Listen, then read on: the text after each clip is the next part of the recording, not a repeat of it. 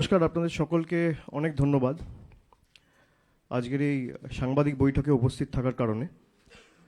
আপনারা জানেন এসআইআর সংক্রান্ত একটি সাংবাদিক বৈঠক যেদিনকে এসআইআর ঘোষণা হয়েছিল অক্টোবর মাসের 27 তারিখ, তার পরের দিনই আমি করেছিলাম। এবং এসআইআর নিয়ে আমাদের দলের পক্ষ থেকে আমাদের স্ট্যান্ড সহ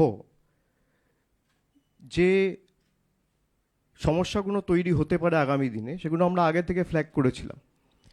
সংবাদ মাধ্যমের বন্ধুরা এবং প্রতিনিধিরা সেই সাংবাদিক বৈঠকে ছিলেন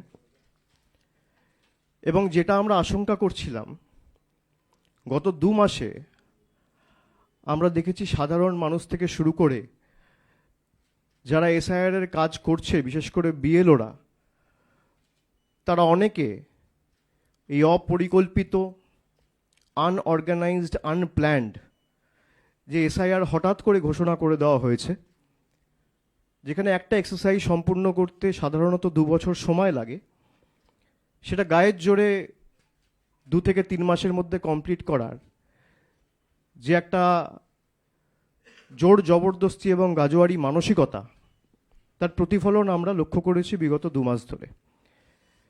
এবং সাধারণ মানুষ থেকে বিএলও একের পর এক প্রাণ গেছে এই এসআইআর কারণে।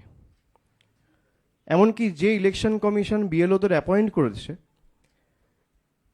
বিএলওরা অ্যাপয়েন্টেড বাই ইলেকশন কমিশন, এদেরকে রাজ্য সরকার অ্যাপয়েন্ট করেনি, কোনো রাজনৈতিক দল অ্যাপয়েন্ট করেনি।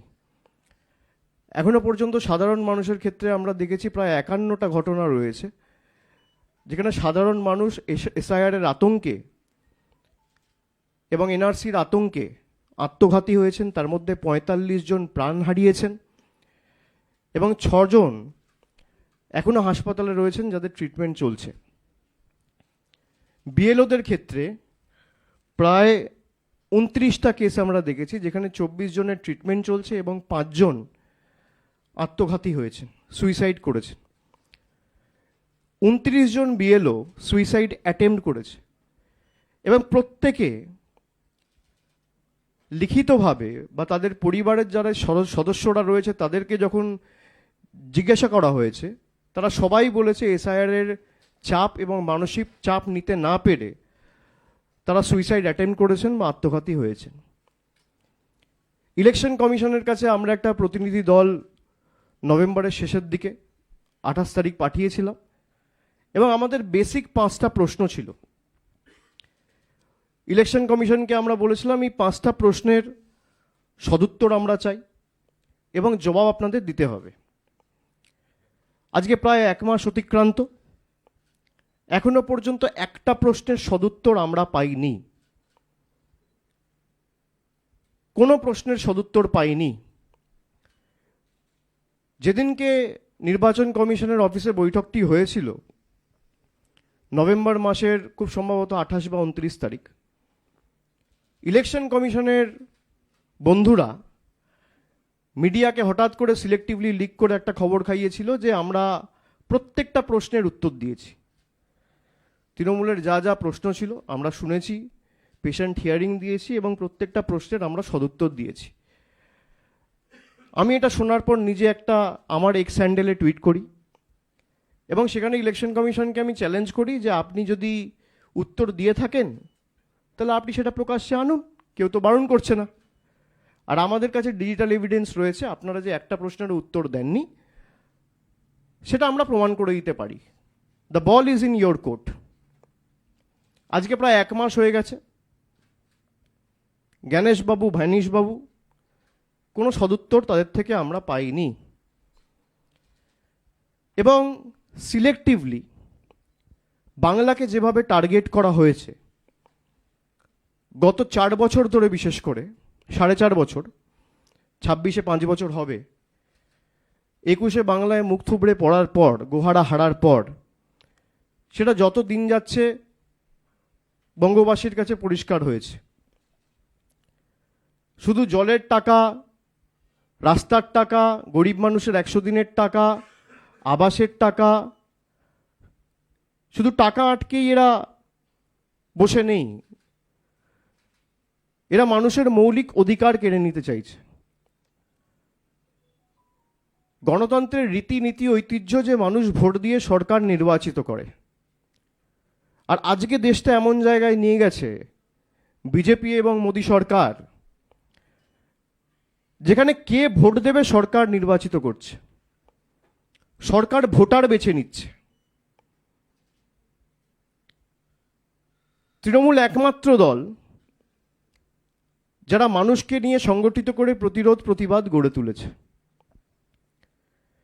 এবং প্রাথমিকভাবে যে ড্রাফট ইলেকটোরাল রোল প্রকাশিত হয়েছে, সেখানে আমরা দেখতে পেয়েছি যে 7,64,00,000 বা 66,00,000 ভোটার ছিল, তার মধ্যে 58,20,000 ভোটার বাদ গেছে। আমি যদি আপনাদের সংখ্যাটা বলি,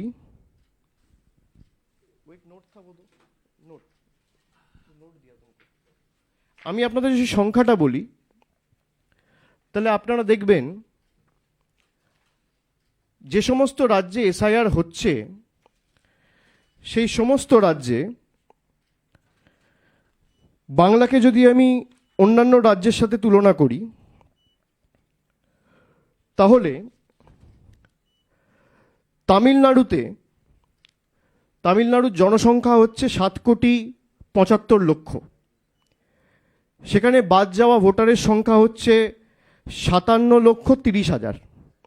আর আমি যদি জনসংখ্যার তুলনায় বাদ যাওয়ার পার্সেন্টেজ আপনাদের বলি, তাহলে পার্সেন্ট হচ্ছে 12.57%। গুজরাটে ডবল ইঞ্জিন সরকার, জনসংখ্যা 7,41,00,000, বাদ যাওয়ার সংখ্যা হচ্ছে 73,73,000, 73,73,000। যদি আমি শতাংশের নিরিখে দেখি, তাহলে প্রায় 9.95 বা 10%। ছত্তিশগড় ডবল ইঞ্জিন সরকার, জনসংখ্যা প্রায় 3,12,00,000, টোটাল বাদ যাওয়া ভোটারের সংখ্যা হচ্ছে 27,34,000।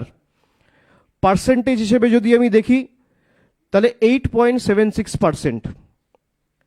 কেরালা দীর্ঘদিন সিপিএম ক্ষমতায়, প্রায় জনসংখ্যা 3,62,00,000, বাদ যাওয়া ভোটারের সংখ্যা 24,08,000। পার্সেন্টেজের তুলনায় যদি আমি দেখি, পার্সেন্টেজ 6.65%। এবং পশ্চিমবঙ্গ, জনসংখ্যা 10,05,00,000, বাদ যাওয়ার সংখ্যা হচ্ছে 58,20,000। শতাংশের নিরিখে যদি আমি জনসংখ্যার তুলনায় বাদ যাওয়ার পার্সেন্টেজ ধরি, তাহলে 5.79%। সব থেকে কম ভোটার বাংলায় বাদ গেছে। এটা আমার ডেটা নয়, এটা মমতা বন্দ্যোপাধ্যায়ের সরকারের ডেটা নয়, এটা তৃণমূলের ডেটা নয়, এটা জাগো বাংলার ডেটা নয়, এই ডেটা ইলেকশন কমিশনের ডেটা। পার্সেন্টেজের নিরিখে যদি আমি দেখি, তাহলে সব থেকে কম ডিলিশন ওয়েস্ট বেঙ্গলে হয়েছে। কিন্তু তাও জোর জবরদস্তি এসআইআর বাংলায় করতে হয়েছে, তার কারণ বিজেপি নেতারা প্রচার করেছে যে 1 কোটি বাংলাদেশি এবং রোহিঙ্গা নাকি বাংলায় বসবাস করছে। আমার প্রথম প্রশ্ন নির্বাচন কমিশনের কাছে, তারা যদি এই লক্ষ্যে এসআইআর করে থাকে, যে অবৈধ অনুপ্রবেশকারীদের চিহ্নিত করা এবং প্রকৃতভাবে ভোটার তালিকায় সংশোধন করে এসআইআর, যেটাকে বলা হচ্ছে স্পেশাল ইন্টেন্সিভ রিভিশন করে ভোটার লিস্ট ক্লিন করা, তাহলে 58,20,000-এর মধ্যে কতজন বাংলাদেশি আর কতজন রোহিঙ্গা, তার সংখ্যা এবং তথ্য ইলেকশন কমিশনকে প্রকাশ করতে হবে। এই তথ্য এখনো আমরা কেউ পাইনি, জনসমক্ষে আসেনি, পাবলিক ডোমেনে নেই। আমার প্রথম প্রশ্ন। আমার দ্বিতীয় প্রশ্ন, যে আপনারা যে উদ্দেশ্য নিয়ে বা যে লক্ষ্য নিয়ে এসআইআর করেছেন, অবৈধ অনুপ্রবেশকারীদের চিহ্নিত করে তাদেরকে ফেরত পাঠানো, তাহলে যেখান থেকে রোহিঙ্গারা প্রবেশ করে, ভারতবর্ষের যে সমস্ত রাজ্য ইন্টারন্যাশনাল বর্ডার শেয়ার করে মায়ানমারের সাথে, সেই রাজ্যগুলোতে একটাতেও, সে অরুণাচল প্রদেশ হোক, নাগাল্যান্ড হোক, মণিপুর হোক, মিজোরাম হোক, একটাতেও এসআইআর হলো না কেন? আমার দ্বিতীয় প্রশ্ন, যদি বাংলাদেশি বাংলায় থেকে থাকে, বাংলা যেমন বাংলাদেশের সাথে বর্ডার শেয়ার করছে, ত্রিপুরাও বর্ডার শেয়ার করছে, মেঘালয়ও বর্ডার শেয়ার করছে, মিজোরামও বর্ডার শেয়ার করছে, তাহলে এই রাজ্যগুলোতে এসআইআর হলো না কেন? তার কারণ আপনার লক্ষ্য অবৈধ অনুপ্রবেশকারী চিহ্নিত করা নয়, আপনার লক্ষ্য বাঙালিকে হ্যারাস করা, বঙ্গবাসীকে হ্যারাস করা। আমার তৃতীয় প্রশ্ন, আজকে যারা বলছে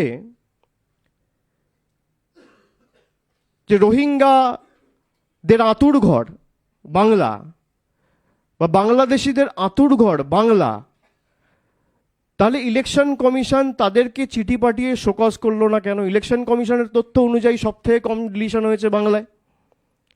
আমার চতুর্থ প্রশ্ন, সব থেকে কম ডিলিশন যদি বাংলায় হয়ে থাকে, আর সব থেকে বেশি ডিলিশন যদি উত্তরপ্রদেশ, তামিলনাড়ু আর গুজরাটে হয়ে থাকে, তাহলে মাইক্রো অবজারভারদের দল গুজরাটে পাঠানো হলো না কেন? উত্তরপ্রদেশে পাঠানো হলো না কেন? বা তামিলনাড়ুতে পাঠানো হলো না কেন? আপনি মাইক্রো অবজারভার লাগান, কারোর কোনো আপত্তি নেই। তৃণমূল লড়তে জানে, তৃণমূল লড়ে নেবে, কিন্তু একই যাত্রায় পৃথক ফল হতে পারে না। আমি বাংলায় থাকি, আমার জন্য আইন আলাদা, আর গুজরাটে যে থাকে তার জন্য আইন আলাদা। প্রতি দুদিন অন্তর অন্তর একটা করে নোটিফিকেশন ইস্যু করে বাংলার জন্য আইন পাল্টে দেওয়া হচ্ছে। একই নোটিফিকেশন আপনি কেন উত্তরপ্রদেশে লাগু করছেন না? একই নোটিফিকেশন আপনি কেন গুজরাটে লাগু করছেন না? ওখানে তো সব থেকে ভোটার বাদ গেছে, বেশি ভোটার বাদ গেছে। তা যদি গুজরাট থেকে প্রায় ৭৩ লক্ষ ভোটার বাদ যায়, আর গুজরাটের জনসংখ্যা বাংলার থেকে কম, তাহলে গুজরাটে মাইক্রো অবজারভার যাবে না কেন? উত্তরপ্রদেশে আমি সংবাদ মাধ্যমে যেটুকু পড়েছি বা সংবাদ পত্রিকায় যেটুকু পড়ে দেখেছি, প্রায় ৪ কোটি লোকের নাম বাদ দেওয়া হচ্ছে। উত্তরপ্রদেশের জনসংখ্যা ১৫ কোটি, তার মধ্যে ৪ কোটি মানে ১২-১৪% কাছাকাছি। তাহলে সেখানে মাইক্রো অবজারভার যাবে না কেন? সেখানে স্পেশাল অবজারভারদের নিয়োগ করে পাঠানো হবে না কেন? সিলেক্টিভলি বাংলার জন্য কেন হবে? আপনি বলছেন বাংলায় দুর্নীতি হয়েছে তাই ১০০ দিনের টাকা বন্ধ। কত ভুয়ো আর্টিকেল বেরিয়েছে যেখানে দেখা যাচ্ছে বিজেপির নেতারা একটা বেনিফিশিয়ারির নামে 10টা বাড়ি নিয়েছে। তা মধ্যপ্রদেশে, মহারাষ্ট্রে, গুজরাটে তো আপনি আবাসের টাকা বন্ধ করেননি। কত গরমিল, কত অনিয়ম আমরা ১০০ দিনের ক্ষেত্রে উত্তরপ্রদেশে দেখেছি। সব থেকে বেশি জব কার্ড ডিলিশন, সব থেকে বেশি। লোকসভার কোয়েশ্চেনে রয়েছে, লোকসভায় কোয়েশ্চেন করা হয়েছিল, তার আনসার রয়েছে, সরকারের পক্ষ থেকে জবাব দেওয়া হয়েছে যে সব থেকে বেশি ডিলিশন হয়েছে উত্তরপ্রদেশ। তাহলে ১০০ দিনের টাকা উত্তরপ্রদেশে বন্ধ হবে না কেন? তার অপরাধ সে বাংলায় থাকে, তার অপরাধ সে গরিব, তার অপরাধ সে কুর্মী, তার অপরাধ সে রাজবংশী, তার অপরাধ সে সংখ্যালঘু, তার অপরাধ সে তপশিলি, সে উদ্বাস্তু। এই প্রশ্নগুলোর জবাব তো ইলেকশন কমিশনকে দিতে হবে। বর্ডারিং স্টেটগুলো যদি এসআইআর হয়, তাহলে সবকটা বর্ডারিং স্টেটে এসআইআর হওয়া উচিত। আমার পরের প্রশ্ন ইলেকশন কমিশনের কাছে, যখন এসআইআর ঘোষণা হলো তখন বলে দেওয়া হলো যে বাংলায় 55%, 45% না 50% ম্যাপিং পাওয়া যাচ্ছে, আর বাকি ম্যাপিং পাওয়া যাচ্ছে না।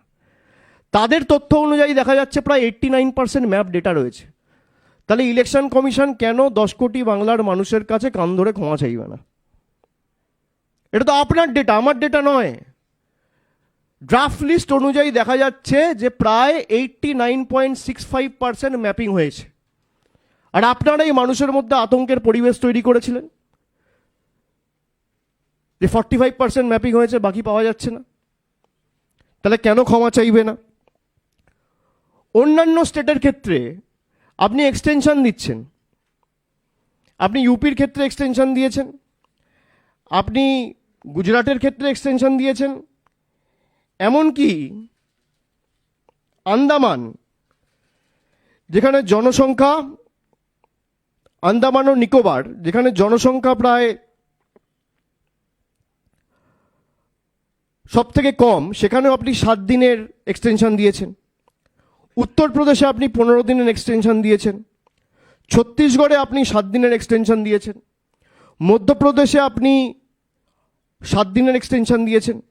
গুজরাটে আপনি 3 দিনের এক্সটেনশন দিয়েছেন। আপনি তামিলনাড়ুতে 3 দিনের এক্সটেনশন দিয়েছেন। তাহলে বাংলা এক্সটেনশন দিলেন না কেন? তার কারণ কি?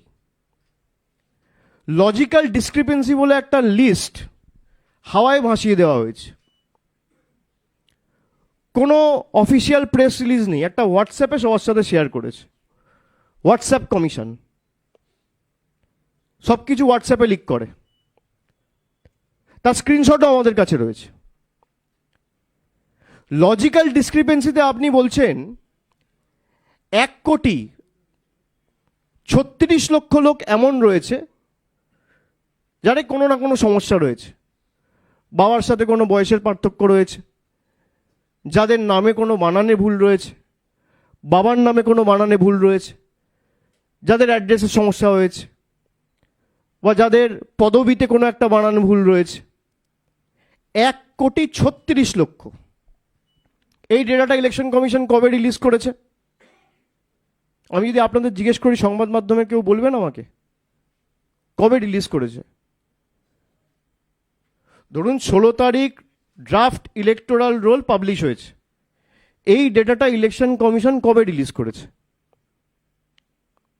আমি জানি না, তাই আপনাদের জিজ্ঞেস করছি। September on the 16th।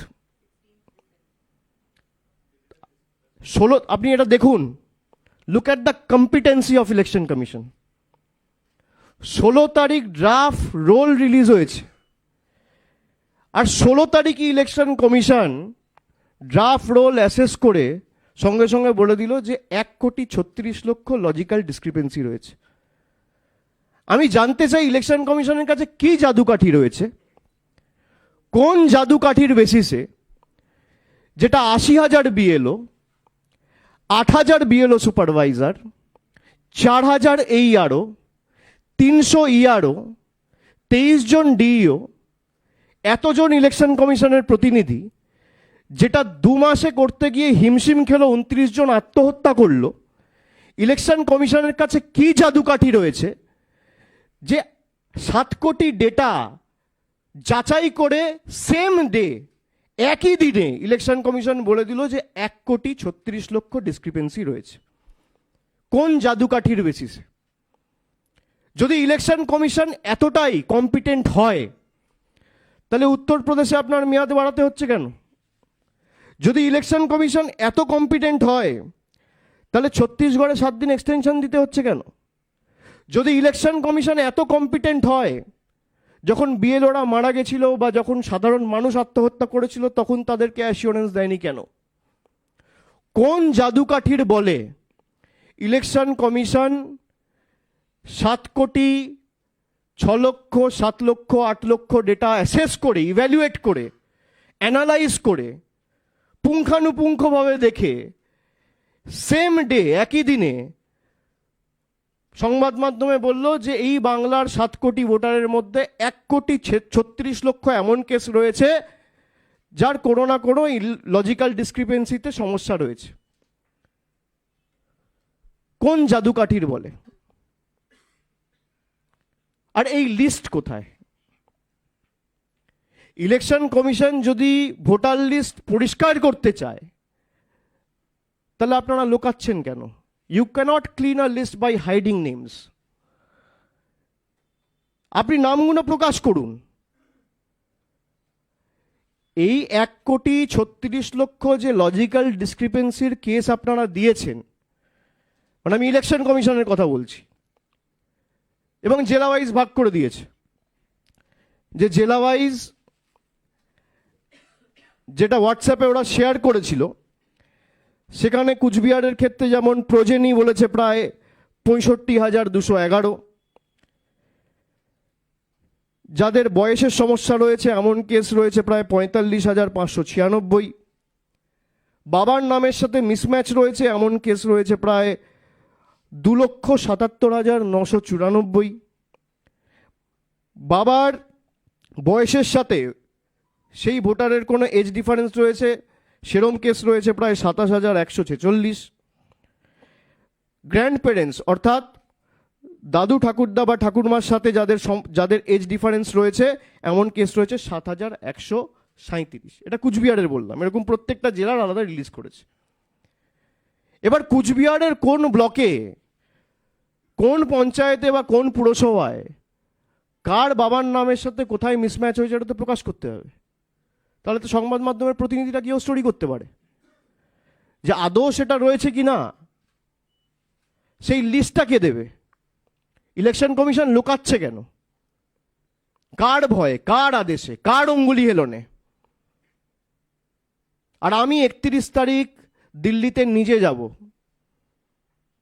আমি নিজে চিফ ইলেকশন কমিশনের সাথে দেখা করে সদুত্তর চাইব।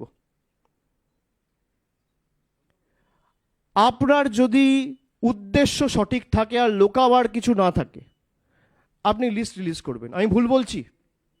লিস্ট রিলিজ করা উচিত। আপনারা ধরুন চাকরি করেন, হঠাৎ আপনাদের বলে দেওয়া হলো যে 10% লোক সাসপিশিয়াস, এবং নাম বলা হলো না, হুটহাট করে চাকরি খেয়ে নিল। আপনারা জিজ্ঞেস করবেন না? আত্মপক্ষে সমর্থনের কোনো সুযোগ থাকবে না? আমি একটা ক্লাসে পড়াশুনো করি, একটা ক্লাসে ধরুন 50 জন ছাত্র পড়ছে। হঠাৎ করে ক্লাস টিচার বলল পরীক্ষার পরে 40 জন পাস করেছে, 10 জন ফেল করেছে। আরে কারা ফেল করেছে সেটা তো বলতে হবে।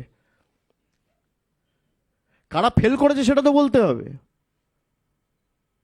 তাহলে তো খাতা চ্যালেঞ্জ করা যাবে, আনসার শিট চ্যালেঞ্জ করা যাবে, ক্লাস টিচারের সাথে কথা বলা যাবে। আপনি লুকাচ্ছেন কেন? আপনি কি কারণে লুকাচ্ছেন? বিজেপির নেতারা যেহেতু বলেছিল 1 কোটি 1.5 কোটি নাম বাদ যাবে লক্ষ্য পূরণের কারণে। আপনি ভারতবর্ষের ইলেকশন কমিশনার, আপনি বিজেপির ইলেকশন কমিশনার নয়।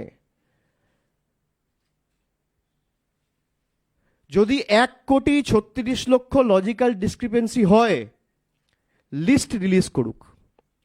বাংলায় যদি 1 কোটি রোহিঙ্গা বাংলাদেশি থাকে, ইলেকশন কমিশন লিস্ট রিলিজ করুক। হয় লিস্ট রিলিজ করুন, নইলে বাংলার মানুষের কাছে ক্ষমা চান। দুটোর মধ্যে একটা করুন। আপনি বাংলার মানুষের কাছে ক্ষমা চান, আমরা লিস্ট রিলিজ করতে বলবো না, কান ধরে ক্ষমা চান যে ভুল হয়েছে। আপনারাই তো বলেছেন বাংলাদেশি আছে, রোহিঙ্গা আছে। এই লিস্ট রিলিজ করার দায়িত্ব কার? 1,36,00,000 লজিক্যাল ডিসক্রিপেন্সি মামার বাড়ির আবদার? 4টে কেস হতে পারে, 6টা কেস হতে পারে, 10টা কেস হতে পারে, তর্কের খাতিরে ধরলাম 10,000 হতে পারে। আপনি স্ট্রেট বলে দিচ্ছেন 1,36,00,000 লজিক্যাল ডিসক্রিপেন্সি। আর যে কাজটা বিএলওদের বাড়ি বাড়ি গিয়ে করতে ইআরও এইআরও সবার 2 মাস লাগলো, আপনি সেম ডে 1 ঘন্টার মধ্যে করে বার করে দিলেন। কোন সফটওয়্যার রান করা হয়েছে? কাকে দিয়ে করা হয়েছে? আমার কাছে তো স্ক্রিনশট রয়েছে। সীমা খান্না বলে একজন ভদ্রমহিলা রয়েছে, তার ভূমিকা কি? কার অঙ্গুলি হেলনে তিনি কাজ করছেন দিল্লিতে? তার চ্যাটের স্ক্রিনশট রয়েছে আমার কাছে, আমরা সুপ্রিম কোর্টে জমা দেবো। তিনি মেনে নিচ্ছেন যে সফটওয়্যারের ভুলের কারণে হয়েছে। তা আপনি লিস্ট রিলিজ করুন। মমতা বন্দ্যোপাধ্যায় সরকার তো কাউকে প্রোটেক্ট করছে না, আপনার লিস্ট রিলিজ করতে অসুবিধা কোথায়? বিজেপি দুর্নীতি নিয়ে কথা বলে, সব থেকে বড় দুর্নীতিবাজরা আজকে বিজেপির বড় নেতা।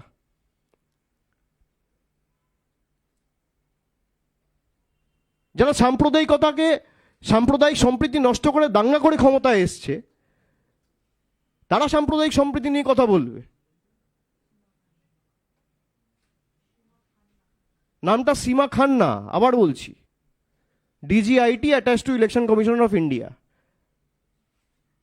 আর তার যদি ক্ষমতা থাকে আমার বিরুদ্ধে মিথ্যা মামলা করুক, আমার কাছে চ্যাটের স্ক্রিনশট রয়েছে। সীমা খান্না কে? কোন সফটওয়্যার রান করে আপনি 1,36,00,000 বাঙালিকে সাসপিশিয়াস লিস্টে ঢোকালেন? কি করে আপনি করতে পারেন? আর আপনি করুন, আপনি 2 কোটি করুন, 3 কোটি করুন, আপনাকে লিস্ট রিলিজ করতে হবে। প্রত্যেকটা পার্টির প্রতিনিধি গিয়ে যাচাই করবে। তৃণমূলের প্রতিনিধি যাবে, বিজেপির প্রতিনিধি যাবে, কংগ্রেসের যাবে, সিপিএমের যাবে, সাংবাদিক বন্ধুরা যাবে। লিস্ট কেন রিলিজ করা হচ্ছে না? আমাকে বলা হলো তুমি ভুল করেছো, আর আমি কি ভুল করেছি আমাকে বলতে হবে তো।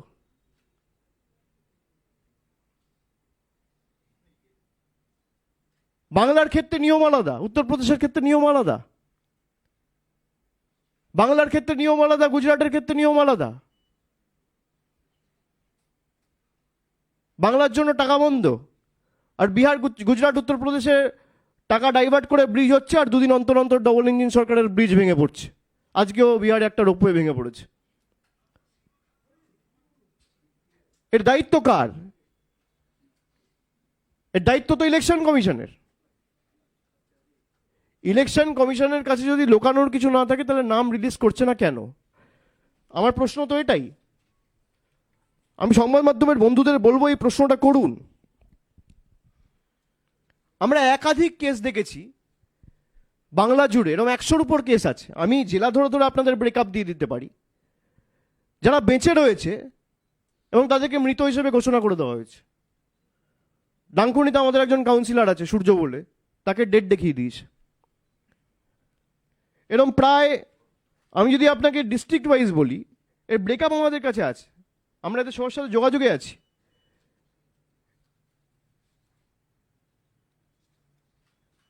দক্ষিণ 24 পরগনায় 24 জন আছে, কুচবিহারে 16 জন আছে, পূর্ব বর্ধমান থেকে এখনো 9 জনের উপর আমরা খোঁজ পেয়েছি যারা জীবিত রয়েছে, মৃত দেখিয়ে দেওয়া হয়েছে। হুগলি থেকে 7 জন রয়েছে, হাওড়া থেকে 7 জন রয়েছে, নদিয়া থেকে 5 জন রয়েছে, পূর্ব মেদিনীপুর থেকে 5 জন রয়েছে, দক্ষিণ কলকাতা থেকে 5 জন রয়েছে, বর্ধমান থেকে 4 জন রয়েছে, বীরভূম থেকে 3 জন রয়েছে, আলিপুরদুয়ার থেকে 2 জন রয়েছে, দার্জিলিং থেকে 2 জন রয়েছে, মুর্শিদাবাদ থেকে 2 জন রয়েছে। এরকম একাধিক সংখ্যা রয়েছে যারা বেঁচে আছে, হার্টি অ্যান্ড হেলদি, তাদেরকে দেখিয়ে দিয়েছে ডেড। এই দায় কার? কেন ইলেকশন কমিশনের বিরুদ্ধে এফআইআর হবে না? আপনি এসআইআর করে বাংলা দখল করতে চেয়েছেন, মানুষ এফআইআর করে আপনার বিরুদ্ধে গণতান্ত্রিকভাবে জবাব দেবে ওঠে। কিসের বেসিসে? আপনার কাছে যদি জাদুকাঠি থাকে যে আপনি 7 কোটি ডেটা 1 ঘন্টার মধ্যে দেখে আপনি রিলিজ করে দিচ্ছেন যে লজিক্যাল ডিসক্রিপেন্সি রয়েছে, কি জাদুকাঠি রয়েছে আপনার কাছে? আমরা তো জানতে চাই কিসের বেসিসে। আর এই লিস্ট যদি রিলিজ না করা হয়, আমরা একটা সময়সীমা আগামী 31 তারিখ বেঁধে দিয়ে আসবো। 31 তারিখ আমাদের সময় দিয়েছে। আমরা দিল্লিতে ইলেকশন কমিশনের অফিসে যাব, নির্বাচন সদনে গিয়ে আমাদের যা বলার বলবো। আর যদি এই লিস্ট না রিলিজ করা হয়, ইলেকশন কমিশনের অফিস ঘেরাও হবে। আপনার দায়বদ্ধতা মানুষের প্রতি, বিজেপির প্রতি নয়। I repeat, Gyanesh Kumar is the Election Commissioner of India, not Government of India. He is answerable to the people of this country. যদি ভাবে বিজেপির অঙ্গুলি হিলনে আমি যা ইচ্ছা তাই করব আর প্রশ্ন করার কেউ নেই, আপনাদের যত গায়ের জোর আছে আপনারা প্রয়োগ করুন। মানুষের হয়ে প্রশ্ন তো আমরা করবই। লজিক্যাল ডিসক্রিপেন্সির ডেটা ইলেকশন কমিশনকে রিলিজ করতে হবে। হয় আপনি রিলিজ করুন, নইলে বাংলার মানুষের কাছে কান ধরে ক্ষমা চান। দুটোর মধ্যে একটা করুন। যে আমাদের ভুল হয়েছে। হঠাৎ করে তারপর ফাইনাল ভোটার লিস্ট রিলিজ করা হবে, তখন দেখবেন এর নাম নেই বিহারের মতো। বিহারের সাসপিশিয়াস লিস্ট ছিল 28 লাখ, তার মধ্যে ফাইনালি 3.5 লাখ ডিলিটেড, আর 24 লক্ষ লোক অ্যাকোমোডেটেড রয়েছে ফাইনাল ইলেকটরাল রোলে। 24 লাখ লোক। আর বাংলার ক্ষেত্রে সেটা করে দিয়েছে 1,36,00,000। তার মধ্যে 6টা ক্যাটেগরি করে দিয়েছে। বাবার নামের মিসম্যাচ, বয়সের পার্থক্য, পদবিতে বানান ভুল। হতেই পারে, আপনি লিস্ট রিলিজ করুন। কোন পাড়ায় কার পদবীর বানান ভুল, তাকে তো তার সার্টিফিকেট নিয়ে যেতে হবে। ক্লেম অ্যান্ড অবজেকশনে তো সে সুযোগ পাবে। আমি জানতেই পারলাম না, আমার কাছে নোটিশই এলো না, হঠাৎ করে আপনার নাম বাদ। আপনাকে যদি কোনো সুযোগ না দিয়ে চাকরি থেকে বার করে দেওয়া হয়, যে you are hereby suspended from the service, we are hereby terminating our agreement of granting employment, আপনি কি করবেন? আপনাকে কোনো সমর্থনের সুযোগ দেওয়া হলো না, স্টেট বাদ দিয়ে দেওয়া হচ্ছে। কি বাদ, কেন বাদ, কবে বাদ, কিছুই জানি না। এ কোথাকার নিয়ম?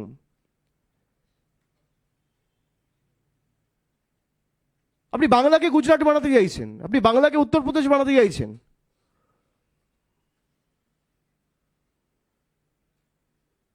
বাংলা বিপ্লবীদের মাটি, এই বাংলা বশ্যতা স্বীকার করে না। আপনি এত চেষ্টা করেছেন, আমি একের পর এক যদি উদাহরণ আপনাদের দিই, আপনারা দেখবেন সেই 19 সাল থেকে ঈশ্বরচন্দ্র বিদ্যাসাগরের মূর্তি ভাঙা থেকে, আমাদের মনীষীদের অপমান করা থেকে, একদিকে কুচবিহারের পঞ্চানন বর্মাকে পঞ্চানন বর্মন বলা, রবীন্দ্রনাথ ঠাকুরের জন্মস্থানকে না জেনে বলে দেওয়া বিশ্বভারতী, স্বামী বিবেকানন্দকে বামপন্থী প্রোডাক্ট বলা, বঙ্কিমচন্দ্র চট্টোপাধ্যায়কে বঙ্কিম দা বলা, সাথে যেন ব্যাডমিন্টন খেলতো, বঙ্কিম দা। আরে মাথা নিচু করে নাম নিতে শিখুন। 100 বার জন্ম নিলেও বঙ্কিমচন্দ্র চট্টোপাধ্যায়ের নখের যোগ্য হতে পারবেন না। সেখান থেকে শুরু করে এদের সাংসদ নেতারা রামমোহন রায়কে বলছে ব্রিটিশদের দালাল। আপনি ভাবুন, রবীন্দ্রনাথ ঠাকুরকে বলছে, অপমান করছে, স্বামী বিবেকানন্দকে বলছে বামপন্থী প্রোডাক্ট। এই একের পর এক শয়ে শয়ে উদাহরণ রয়েছে। বাংলাকে বলছে বাংলা বলে কোনো ভাষাই নেই, বাংলাদেশি ল্যাঙ্গুয়েজ। বহাল তো বিয়েতে পদে রয়েছে, আসেন এখনো, তাদের বিরুদ্ধে কোনো ব্যবস্থা নেওয়া হয়নি। বাংলায় কথা বললেই বলে দেওয়া হচ্ছে বাংলাদেশি। এরকম হাজার হাজার ঘটনা গত 6 মাসে ঘটেছে। আজকেও দক্ষিণ দিনাজপুরে গঙ্গারামপুর এবং বালুরঘাটের দুজন ব্যক্তি তাদেরকে বাংলাদেশি বলে জেলে ঢুকিয়ে দিয়েছিল মহারাষ্ট্রে। আমরা তাদের ফেরত নিয়ে এসেছি। বিধানসভা কেন্দ্র হচ্ছে একজনের বালুরঘাট আর আরেকজনের বোধহয় গঙ্গারামপুর, খুব সম্ভবত দুটোই দক্ষিণ দিনাজপুরের কেস।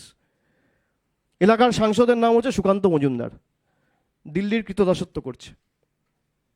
এরা এতটাই নির্লজ্জ, যারা ভোট দিয়ে এদেরকে সাংসদ করেছেন। আপনি যদি আমাকে 10 বছরে একবার দেখাতে পারেন 11 বছর বিজেপি ক্ষমতায় একবার 100 দিনের কাজের জন্য একটা কোয়েশ্চেন আওয়ারে কোয়েশ্চেন করেছে, বা 0 আওয়ারে একটা মেনশন করেছে, বা কোনো ইন্টারভেনশন লোকসভায়। এই যে 12 জন সাংসদ আছে বা 18 জন সাংসদ ছিল 19 থেকে 24 অব্দি, একটা প্রশ্ন। আমি কান ধরে ক্ষমা চাইবো আপনাদের কাছে।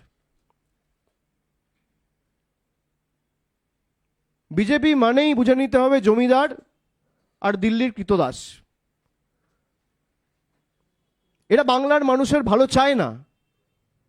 বাংলার মানুষের ভালো চাইলে আপনি বলুন লজিক্যাল ডিসক্রিপেন্সি রিলিজ করতে। এদের নেতা মন্ত্রীরাই বলছে মতুয়াদের নাম বাদ গেলে যাক, আমার কথা নয়। বিজেপির সাংসদ বলছে, কেন্দ্রীয় মন্ত্রী বলছে, বিজেপির বিধায়ক বলছে। আর তাদের থেকেই ভোট নিয়ে দিনের পর দিন এরা সাংসদ হয়েছে, মন্ত্রী হয়েছে, দেশে কেন্দ্রীয় সরকার তৈরি হয়েছে, মন্ত্রিসভা তৈরি হয়েছে, প্রধানমন্ত্রী নির্বাচিত হয়েছে। এই মতুয়া ভাইদের বোনদের বুড়ো আঙুল দেখাচ্ছে। এই হচ্ছে বিজেপির প্রকৃত স্বরূপ।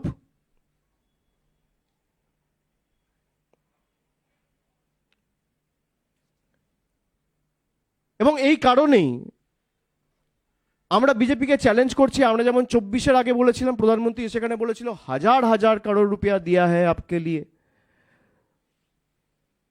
दीदी का सरकार वो पैसा आप तक पहुंचने नहीं देता है। আমি বলেছিলাম খালি শ্বেতপত্রটা প্রকাশ করুন। আপনি বলছেন আবাসের জন্য 50,000 কোটি টাকা দিয়েছি, খুব ভালো কথা, প্রমাণটা দিতে হবে। 50,000 কোটি উড়ে উড়ে আসে না, ব্যাংকের মাধ্যমে, ব্যাংকিং ট্রানজাকশনের মাধ্যমে আসে। আপনি শ্বেতপত্র প্রকাশ করুন, কেউ তো বারণ করছে না। টাকাটা দিয়েছেন, তার ব্যাংকিং ট্রানজাকশন বা একটা ব্যাংকের স্টেটমেন্ট বা কোনো একটা ট্রানজাকশন ডিটেলস আপনাকে তো প্রকাশ করতে হবে। আজকে 2 বছর 2.5 বছর হতে চললো, এখনো প্রকাশ করতে পারেনি। ইলেকশন কমিশনকে চ্যালেঞ্জ করলাম আজকে, আপনাদের সময়সীমায় 31 তারিখ বেঁধে দিয়ে আসবো, আর আপনাদের কত গায়ের জোর আপনারা প্রয়োগ করুন। 2019-এও করেছেন, 2021-এও করেছেন, 2024-এও করেছেন, 2026-এও আপনাদের দেখাবো বাংলার ক্ষমতা কি। এই একের পর এক বাংলার উপর যে আক্রমণ, আমি যে উদাহরণগুলো আপনাদের দিলাম, রাজা রামমোহন রায় থেকে শুরু করে স্বামী বিবেকানন্দ থেকে শুরু করে মা শারদাকে নিয়ে কুরুচিকর কার্টুন তৈরি করা, প্রজাতন্ত্র দিবসে নেতাজি সুভাষচন্দ্র বসুর ট্যাবলো বাতিল করা, সেখান থেকে মা দুর্গার বংশ পরিচয় নিয়ে প্রশ্ন তোলা, এগুলো তো বাংলার মানুষ ভুলে যায়নি। রামকৃষ্ণ পরমহংসদেবকে অশিক্ষিত বলা, বিশ্বভারতীর ফলক থেকে রবীন্দ্রনাথ ঠাকুরের নাম মুছে দেওয়া, অমিত শাহের অধীনে থাকা দিল্লি পুলিশ খালি বাংলায় কথা বলেছে বলে সোনালী খাতুনদের বাংলাদেশে ডিপোর্ট করে দিয়েছে। এই কারণে আমরা আগামী 2 তারিখ থেকে একটা কর্মসূচি শুরু করছি, যে বিজেপি সর্বশক্তি প্রয়োগ করে বাংলাকে লাঞ্ছিত, বঞ্চিত, নিপীড়িত করার যে প্রচেষ্টা দীর্ঘদিন ধরে চালাচ্ছে, সেটা এক ধাপ আরও এগিয়ে নিয়ে গিয়ে এসআইআর করে বাংলার মানুষকে ভোটার তালিকা থেকে বাদ দেওয়ার যে ষড়যন্ত্র করেছে, বাংলার উপর যে আঘাত, বাংলার উপর যে হামলা, তার বিরুদ্ধে মানুষ সোচ্চার হবে এবং বাংলা আগামী দিন বাংলার ক্ষমতা দেখাবে। আমি 2 তারিখ থেকে রাস্তায় থাকব। আমি বলেছিলাম 28 তারিখ যে যখন এসআইআর হবে, এসআইআর চলাকালীন আমার রাস্তায় মানুষের সাথে দেখা হবে। যেহেতু বাড়ি বাড়ি গিয়ে বিএলও টুরা সবাই ব্যস্ত ছিল, আমরা আলাদা করে কোনো কর্মসূচি নিইনি। কিন্তু আপনি যদি আপনার পলিটিক্যাল এজেন্ডাকে সার্ভ করার জন্য ইলেকশন কমিশনের মতো ইনস্টিটিউশনকে বিক্রি করে দেন বিজেপির পায়ে, তাহলে বাংলার মানুষ বা তৃণমূল কংগ্রেস কিন্তু ছেড়ে কথা বলবে না। এবং আপনার কত ক্ষমতা, আপনি নির্বাচনে লড়ে মানুষের সামনে যখন যাবেন, মানুষের আদালতে মানুষ প্রমাণ করবে যে আগামী দিন মানুষ কার সাথে আছে। আমরা 2 তারিখ থেকে আগামী 2রা জানুয়ারি 2nd জানুয়ারি থেকে যে কর্মসূচি আমি শুরু করছি, একটা আমাদের অলরেডি মুখ্যমন্ত্রী সাংবাদিক বৈঠক করে তিনি আমাদের রিপোর্ট কার্ড অলরেডি তুলে ধরেছেন মানুষের কাছে। আমাদের একটা জবাবদিহিতা রয়েছে, যেহেতু 15 বছর আমরা ক্ষমতায়, আমরা যখন 2021-এও নির্বাচনে গেছিলাম, আমরা বঙ্গধ্বনি যাত্রা করে 10 বছরের রিপোর্ট কার্ড মানুষের কাছে তুলে ধরেছিলাম। পুঙ্খানুপুঙ্খ হিসেব, কোন ক্ষেত্রে আমরা কি কাজ করেছি, যে সমস্ত যুগান্তকারী প্রকল্প বা কর্মসূচি রাজ্য সরকার নিয়েছে বা বাস্তবায়িত করেছে বিভিন্ন ক্ষেত্রে, তার একটা বিস্তারিত তালিকা বা খতিয়ান আমরা মানুষের কাছে তুলে ধরেছিলাম 2021-এর আগে। আমাদের দায়িত্ব কর্তব্য যে তৃতীয়বার যেহেতু মুখ্যমন্ত্রী মমতা বন্দ্যোপাধ্যায়কে মানুষ বসিয়েছেন, আমাদের নির্বাচনে যাওয়ার আগে এই 15 বছরে আমরা কি কাজ করেছি, সেটা স্বাস্থ্যক্ষেত্রে হোক, জাতিগত শংসাপত্রের ক্ষেত্রে হোক, সেটা পর্যটনের ক্ষেত্রে হোক, শিক্ষাক্ষেত্রে হোক, শিল্পক্ষেত্রে হোক, ক্রীড়াক্ষেত্রে হোক, আমরা বিস্তারিত একটা রিপোর্ট কার্ড মানুষের কাছে, মানুষের দোরগোড়ায় নিয়ে যাবো, মানুষের দুয়ারে আমরা পৌঁছে দেবো। আমরা যদি মাথা নত করতেই হয়, আমরা 10 কোটি বাঙালির কাছে মাথা নত করবো, 10 কোটি বঙ্গবাসীর কাছে করব, এই মাটির কাছে করব, আমাদের গুরুজনদের কাছে করব, বিপ্লবীদের কাছে করব, যারা এই মাটির জন্য প্রাণ দিয়েছে তাদের কাছে করব। দিল্লির জল্লাদদের কাছে বাংলার মানুষ কোনোদিন আত্মসমর্পণ করবে না, মেরুদণ্ড বিক্রি করবে না। আমি গতকাল একটা ভিসি করে আমাদের দলীয় কর্মীদের এবং পদাধিকারীদের কিছু নির্দেশ দলের তরফ থেকে দিয়েছি। এই কর্মসূচি যেমন 1 জানুয়ারি থেকে শুরু হবে, ঠিক তার পরের দিন 2nd জানুয়ারি থেকে বিভিন্ন জেলায় আমি নিজে যাব। সেখানে আমার কিছু কর্মসূচি থাকবে, জনসভা থাকবে, রোড শো থাকবে, কিছু কমিউনিটি ইন্টারাকশন থাকবে। যেমন আমি 2 তারিখ দক্ষিণ 24 পরগনা বারুইপুর থেকে সভা শুরু করব। তার পরের দিন আমি উত্তরে জলপাইগুড়ি আলিপুরদুয়ার নিয়ে চা বাগানের শ্রমিকদের নিয়ে একটা ইন্টারাকশন করব, একটা আলোচনা সভা বা একটা সভা তাদের সাথে করব। এবং সে কারণে আমরা যে ক্যাম্পেইনটা আজকে, যার শুভ সূচনার কারণে আপনাদের সবাইকে ডেকেছি, যে এদের যত ক্ষমতা আছে প্রয়োগ করো, এদের যত টাকা, এজেন্সি, ক্ষমতা, election commission, high court, supreme court, paramilitary force, SIR, income tax, ED, CBI, media, টাকা যত কিছু আছে আপনার সর্বশক্তি লাগিয়ে আপনি প্রয়োগ করুন। যতই করো হামলা, আবার জিতবে বাংলা। এই কর্মসূচিকে সামনে রেখে আগামী 1 মাস আমি রাস্তায় থাকব। এবং কি কারণে যতই করো হামলা, এই যে একের পর এক ধারাবাহিক হামলা বাংলার ভাবাবেগের প্রতি, বাংলার কৃষ্টির উপর, বাংলার সংস্কৃতির উপর, ভাষার উপর, খাবারের উপর। একজন চিকেন প্যাটিস বিক্রি করছে, তাকে মারা হচ্ছে। বিজেপি ক্ষমতায় না এসে যদি চিকেন প্যাটিস বিক্রেতাকে মারে, তাহলে ভাবতে পারছেন বাংলায় যদি এরা ক্ষমতায় থাকতো কি করতো? 70 জন এমএলএ নিয়ে যদি একটা রাজনৈতিক দল একটা গরিব ছেলে চিকেন প্যাটিস বিক্রি করছে বলে তাকে মারছে, কোথায় মারছে? গীতা পাঠের অনুষ্ঠানে মারছে। বাপের জন্মে গীতা পড়েনি। গীতা যদি পড়তো এই কাজ করতো না। একটা শ্লোক বলতে পারবে না গীতার। গীতার 5ম অধ্যায় 18 নম্বর শ্লোকে শ্রীকৃষ্ণ স্বয়ং বলছেন, বিদ্যা বিনয় সম্পন্নে ব্রাহ্মণী গবি হস্তিনী সুনিচৈব স্বপাকে চা পণ্ডিতা সমদর্শিনাহা। তার মানে একটা মানুষ তো ছেড়ে দিন, একটা কুকুর বিড়ালের মধ্যে আমি বিরাজমান, সবার মধ্যে আমি বিরাজমান, সবার মধ্যে। অর্জুনকে বলছে, শ্রীকৃষ্ণর মুখের বাণী। সেই গীতাপাঠ অনুষ্ঠানে বিজেপির নেতারা, কর্মীরা একটা গরিব মানুষকে সে বিক্রি করছে চিকেন প্যাটিস বলে, তাকে মারা হচ্ছে। শুধু তাই না, দোষীদের পুলিশ অ্যারেস্ট করেছে, তাদের মালা পরিয়ে বরণ করানো হচ্ছে। এই হচ্ছে বিজেপির হিন্দুত্ব। গীতা পড়েছেন? একটা শ্লোক বলতে পারবে?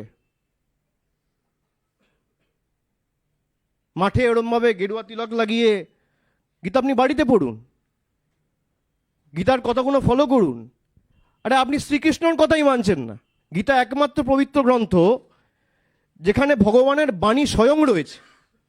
বাকি যেগুলো রয়েছে, ভগবত পুরাণের যে 18টা স্কন্ধ রয়েছে, সেখানে কোথাও ভগবানের বাণী নেই। শ্রীকৃষ্ণ স্বয়ং যে কথাগুলো বলেছিল, এই যে 700টা শ্লোক, এই শ্লোকগুলো শ্রীকৃষ্ণর মুখ থেকে বেরিয়েছে। আপনি শ্রীকৃষ্ণকেই মানেন না। যবে থেকে রাম মন্দির হয়ে গেছে, জয় শ্রীরাম বর্জন। এই তো বিজেপির হিন্দুত্ব। জয় শ্রীরাম আর করে না। আরে রামের পুজো আপনি বাড়িতে করুন। যে রাম অকাল বোধনে নিজের চক্ষুটা মা দুর্গাকে অর্পণ করেছিল, সেই মা দুর্গার বংশ পরিচয় নিয়ে বিজেপি প্রশ্ন তোলে। এরা হিন্দুত্ব শেখাবে আমাদের বাংলার মানুষকে? এটা কি জানে? আপনি ধর্ম বাড়িতে করবেন। হিন্দু ধর্মের রক্ষাকর্তা হিসেবে যারা নিজেদের দাবি করে, অন্যান্য রাষ্ট্রে যখন হিন্দুরা নিগৃহীত হয়, যখন তাদেরকে অত্যাচারিত করে মারা হয়, তখন এরা কোথায় থাকে? তখন এদের ভালোবাসা, প্রেম, বন্দনা, আবেগ এসব কোথায় থাকে? যে বিজেপি আজকে বাংলায় এসে, এটা সম্প্রীতির বাংলা। কে চিকেন প্যাটিস বিক্রি করবে, কে ভেজিটেবল প্যাটিস বিক্রি করবে, কে ফিশ ফ্রাই বিক্রি করবে, কে আলুর দম বিক্রি করবে, কে এগরোল বিক্রি করবে, আর কে চাউমিন বিক্রি করবে, বিজেপির দিল্লির বাবারা ঠিক করবে?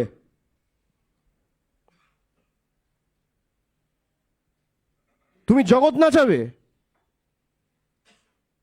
ক্ষমতায় না আসতেই যদি বিজেপির এই রূপ হয়, যদি এরা ক্ষমতায় থাকতো কি করতো? প্রধানমন্ত্রী স্বয়ং মাছ খাওয়া নিয়ে ব্যঙ্গ বিদ্রুপ করেছে 2024-এর নির্বাচনের প্রাক্কালে।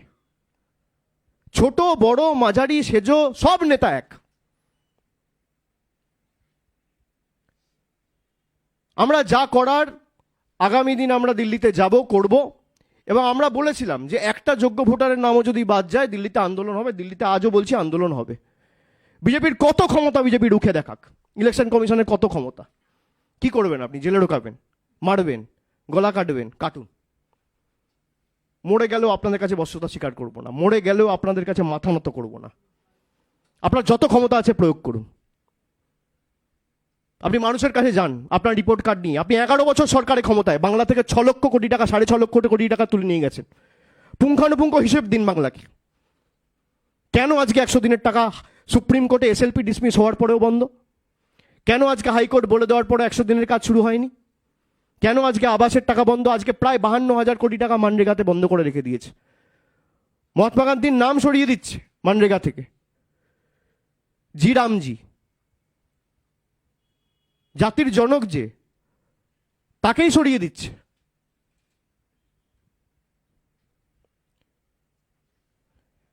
আমি আপনাদের বিস্তারিত একটা ভিডিও দেখাবো কেন আমরা এই ক্যাম্পেইনটা করছি এবং এর সারবত্তা কি এবং গুরুত্ব কি এবং কি কারণে আমাদের এটা করা। তারপর যখন আমি মাঠে ময়দানে থাকবো, আপনাদের সকলের সাথে আবার দেখা হবে, তখন আমি বিস্তারিত বলবো। আর ভিডিওটা চলার পর আপনাদের যদি কারোর কোনো রকম কোনো প্রশ্ন থাকে আমি এক এক করে নেবো এবং উত্তর দেবো। 2021 সালে বাংলার বিধানসভা ভোটের লজ্জাজনক হারের পর থেকেই বিজেপির একটাই লক্ষ্য, যেভাবেই হোক বাংলাকে দমিয়ে রাখা। আর তাই একের পর এক পরিকল্পিত হামলা চলছে বাংলার ওপরে। এই কয়েক বছরে বাংলা থেকে 6,50,000 কোটি টাকারও বেশি কর তুলে নিয়ে গেছে বিজেপি পরিচালিত কেন্দ্রীয় সরকার। কিন্তু তার বদলে বন্ধ করে দিয়েছে বাংলার 100 দিনের কাজের টাকা, রাস্তার টাকা, জলের টাকা। এমনকি গরিব মানুষের মাথার ওপর থেকে পাকা ছাদের স্বপ্নটুকুও কেড়ে নেওয়া হয়েছে। বাংলার অধিকারের 1.96 লক্ষ কোটি টাকা আটকে রেখেছে বিজেপি সরকার। একই সাথে বাংলার ঐতিহ্য, সংস্কৃতি আর গৌরবের ওপরেও চলছে বিজেপির বুলডোজার। বিদ্যাসাগরের মূর্তি ভাঙা দিয়ে যা শুরু হয়েছিল, আজ তা এসে ঠেকেছে আলোক পুরুষদের অপমানে। अंतिम दाह का ये भाव सूत्र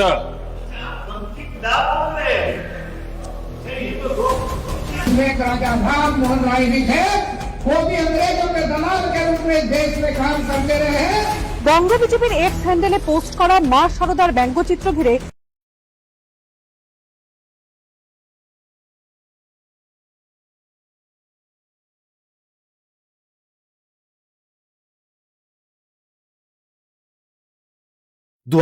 সালে বাংলার বিধানসভা ভোটের লজ্জাজনক হারের পর থেকেই বিজেপির একটাই লক্ষ্য, যেভাবেই হোক বাংলাকে দমিয়ে রাখা।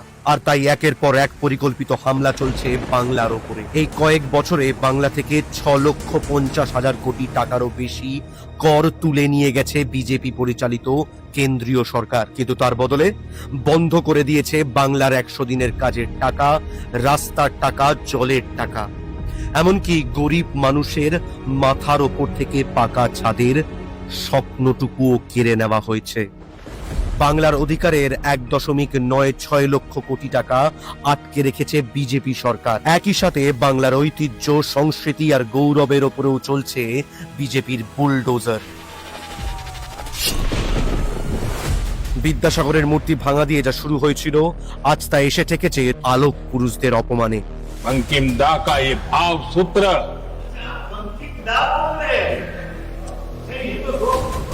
एक राजा राम मोहन राय जी थे, वो भी अंग्रेजों के दलाल के रूप में देश में काम करते रहे हैं। বঙ্গ বিজেপির এক্স হ্যান্ডেলে পোস্ট করা মা সারদার ব্যঙ্গচিত্র ঘিরে তোলপাড় রাজ্য রাজনীতি।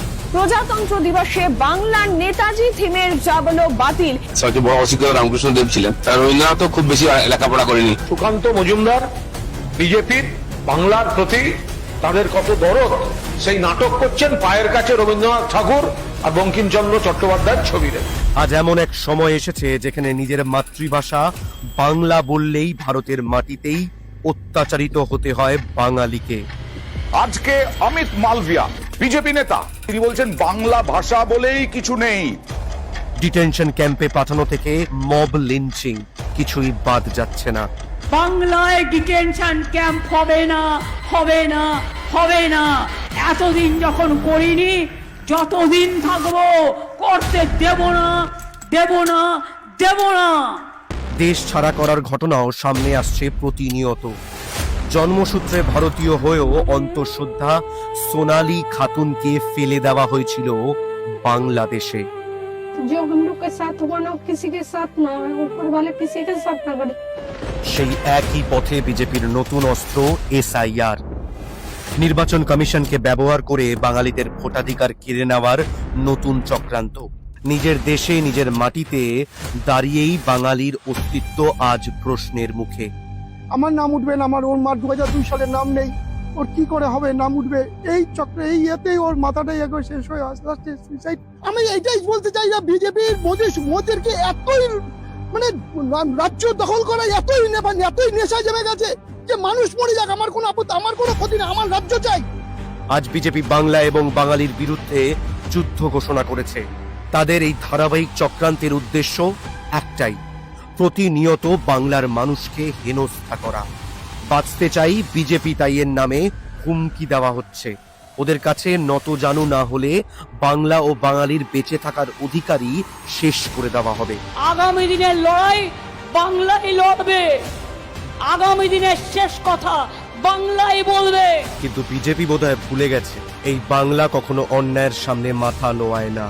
গোটা দেশ যখন কুসংস্কারের অন্ধকারে ডুবেছিল, এই বাংলার নবজাগরণ পথ দেখিয়েছিল। এই বাংলার মাটি প্রথম আওয়াজ তুলেছিল জয় হিন্দ বলে। এই মাটিতেই সৃষ্টি হয়েছিল বন্দে মাতারাম জনগণ মন।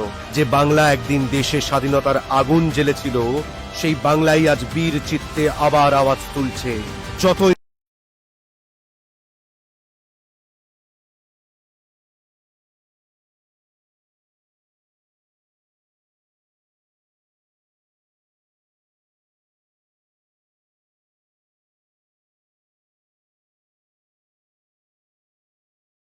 আদৌ তারা নোটিশ পাচ্ছেন কিনা সেটাও স্পষ্ট নয়। কেউ নোটিশ পায়নি। হ্যাঁ, ফলে এইটার ক্ষেত্রেও কি একটা প্রবল অ্যানোমালি থেকে যাচ্ছে যে আদৌ এই 1,34,00,000 তাদেরকে নোটিশ সার্ভ করা হচ্ছে কিনা সেটাও কিন্তু কেউ জানতে পারছে না। আপনি লিস্ট যদি পাবলিশ করেন, তার বেসিসে যদি নোটিশ পাঠানো হয়, কারোর তো কোনো আপত্তি নেই। কিন্তু আপনি লিস্টই যদি পাবলিশ না করেন, যদি একটা ধোঁয়াশা রয়েই যায়, যদি একটা অ্যাম্বিগুইটি থাকে যে কারা কারা এই লিস্টের মধ্যে রয়েছে, কি কারণে রয়েছে।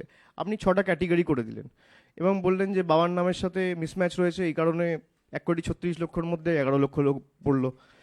যাদের বাবার সাথে ছেলেদের এমন 15-20 বছরের ডিফারেন্স রয়েছে, এরকম 20 লাখ লোক পড়লো। আরে কারা পড়লো সেটা তো বলতে হবে। 6টা ক্যাটেগরি করে যদি আমি ঢুকিয়ে দিই, কোথাও 10 লাখ, কোথাও 12 লাখ, কোথাও 15 লাখ, তাহলে তো হবে না। সাংবাদিক হিসেবে আমি মনে করি এই প্রশ্নগুলো আপনাদেরও করা উচিত ইলেকশন কমিশনের কাছে, যে ট্রান্সপারেন্সি যদি আপনার মোটিভ হয়, তাহলে আপনারা লুকাচ্ছেন কেন? আপনারা পাবলিশ করুন। ভোটার লিস্ট যদি ক্লিন করা আপনাদের উদ্দেশ্য হয়, ভোটার লিস্ট পরিষ্কার করাই যদি উদ্দেশ্য হয়, প্রথমত এই ভোটার লিস্টের বেসিসেই 2024-এ নির্বাচন হয়েছে। ভোটাররা যদি অবৈধ হয়, তাহলে দেশের প্রধানমন্ত্রী অবৈধ। ভোটার যদি অবৈধ হয়, তাহলে দেশের স্বরাষ্ট্রমন্ত্রী অবৈধ, প্রতিরক্ষামন্ত্রী অবৈধ, স্বাস্থ্যমন্ত্রী অবৈধ, রেলমন্ত্রী অবৈধ। যে সরকার গভর্নর অ্যাপয়েন্ট করছে, গভর্নর অবৈধ। যে সরকার প্রেসিডেন্ট অফ ইন্ডিয়া অ্যাপয়েন্ট করছে বা যেই সাংসদরা করছে, প্রেসিডেন্ট অফ ইন্ডিয়া অবৈধ। ভাইস প্রেসিডেন্ট অফ ইন্ডিয়ার জন্য যারা ভোটাধিকার প্রয়োগ করে ভাইস প্রেসিডেন্ট অ্যাপয়েন্ট করছে যে সমস্ত সাংসদরা, তারাও অবৈধ। ভাইস প্রেসিডেন্ট নিজে অবৈধ। আমি সেই বিষয়ে ঢুকছি না। আমি বলছি আপনি বলে দিলেন যে ভোটাররা অবৈধ, কারণ আপনার তো মোরাল ভ্যালু বলে কিছু নেই, মোরাল সিস্টেম বা মোরাল ভ্যালু বলে কিছু নেই যে আমি যদি অবৈধ হই তাহলে আগে আমি রিজাইন করি, নিয়ে সারা ভারতবর্ষে এসআইআর করি। আপনি সেটা করলেন না। আপনি স্টেট বলে দিলেন যে এখানে ভোটার লিস্ট পরিষ্কার করতে হবে, সেই জন্য আমি এসআইআর করছি। এসআইআর প্রক্রিয়া শুরু হলো। এসআইআর প্রক্রিয়া শুরু করার সময় আপনি যা ইচ্ছা তাই করছেন, জোর জবরদস্তি। কাজ কমপ্লিট করতে হবে 2 মাসের মধ্যে। আরে আপনার কাছে যদি টুল থাকে যে আপনি একদিনের মধ্যে যাচাই করে 7 কোটি ভোটারকে বলে দিলেন 1,36,00,000 লজিক্যাল ডিসক্রিপেন্সির কেস রয়েছে, তাহলে আপনি তাদের নাম পাবলিশ করছেন না কেন? আপনার কিসের এত ভয়? যদি লোকানোর কিছু মোটিভ নাই থাকে, উদ্দেশ্য নাই থাকে, আর আপনার উদ্দেশ্য যদি পরিষ্কার থাকে, ক্লিন থাকে, তাহলে আপনি পাবলিশ করুন। বিজেপি এটাই চেষ্টা করবে যে যেহেতু বিজেপির নেতারা 1 কোটি 1.5 কোটি বলেছে, ইলেকশন কমিশনকে নতজানু করে যেন তেন প্রকারে জোর জবরদস্তি কায়দা করে বাংলা থেকে, বাংলার মানুষ যেহেতু এদেরকে 2021-24 ভোট দেয়নি, সেই কারণেই প্রধানমন্ত্রী গত সপ্তাহে সভা করতে এসে ভার্চুয়াল অ্যাড্রেসে বলেছে বাঁচতে চাই তাই বিজেপি তাই। এই 4টে শব্দের মধ্যে কিন্তু গভীর একটা মেসেজ লুকিয়ে আছে। এই 4টে শব্দের মধ্যে শুধু ষড়যন্ত্র নয়, বাংলার প্রতি যে বৈমাতৃসুলভ আচরণ এবং বাংলার মানুষকে পানিশ করার যে মানসিকতা, যে শিক্ষা দেওয়ার মানসিকতা, টাইট করার মানসিকতা, যেটা বিজেপির নেতারা বলেছে টাইট করতে হবে। ওরাই তো বলেছে যে একটা ফোনে টাকা চলে আসবে, একটা ফোনে টাকা বন্ধ করে দেবো, তো নেতারাই করেছে। তো বাংলার মানুষকে যে টাইট করার মানসিকতা, এটাই এই 4টে শব্দ থেকে পরিষ্কার, যে বাঁচতে চাই বিজেপি তাই। মানে স্যারেন্ডার করে বাংলার মানুষকে বলছে বিজেপির পায়ে ধরে যে আমাকে বাঁচতে দাও, তোমাকে ভোট দেবো। বাংলার মানুষ কোনোদিন পায়ে পড়েনি। এটা দাঙ্গার ভূমি নয়, এটা বিপ্লবীদের ভূমি। বাংলার মানুষ লড়তে জানে, সব কিছু বিক্রি করে দেবে, কিন্তু আত্মসম্মান বিক্রি করবে না। এদের পাল্টা বাংলার মানুষ জবাব দিয়ে প্রমাণ করবে যে বাঁচতে চাই তাই বিজেপি বাই। আর বাংলা মানবে না হার, তৃণমূল আবার। বাংলার মানুষ প্রমাণ করবে।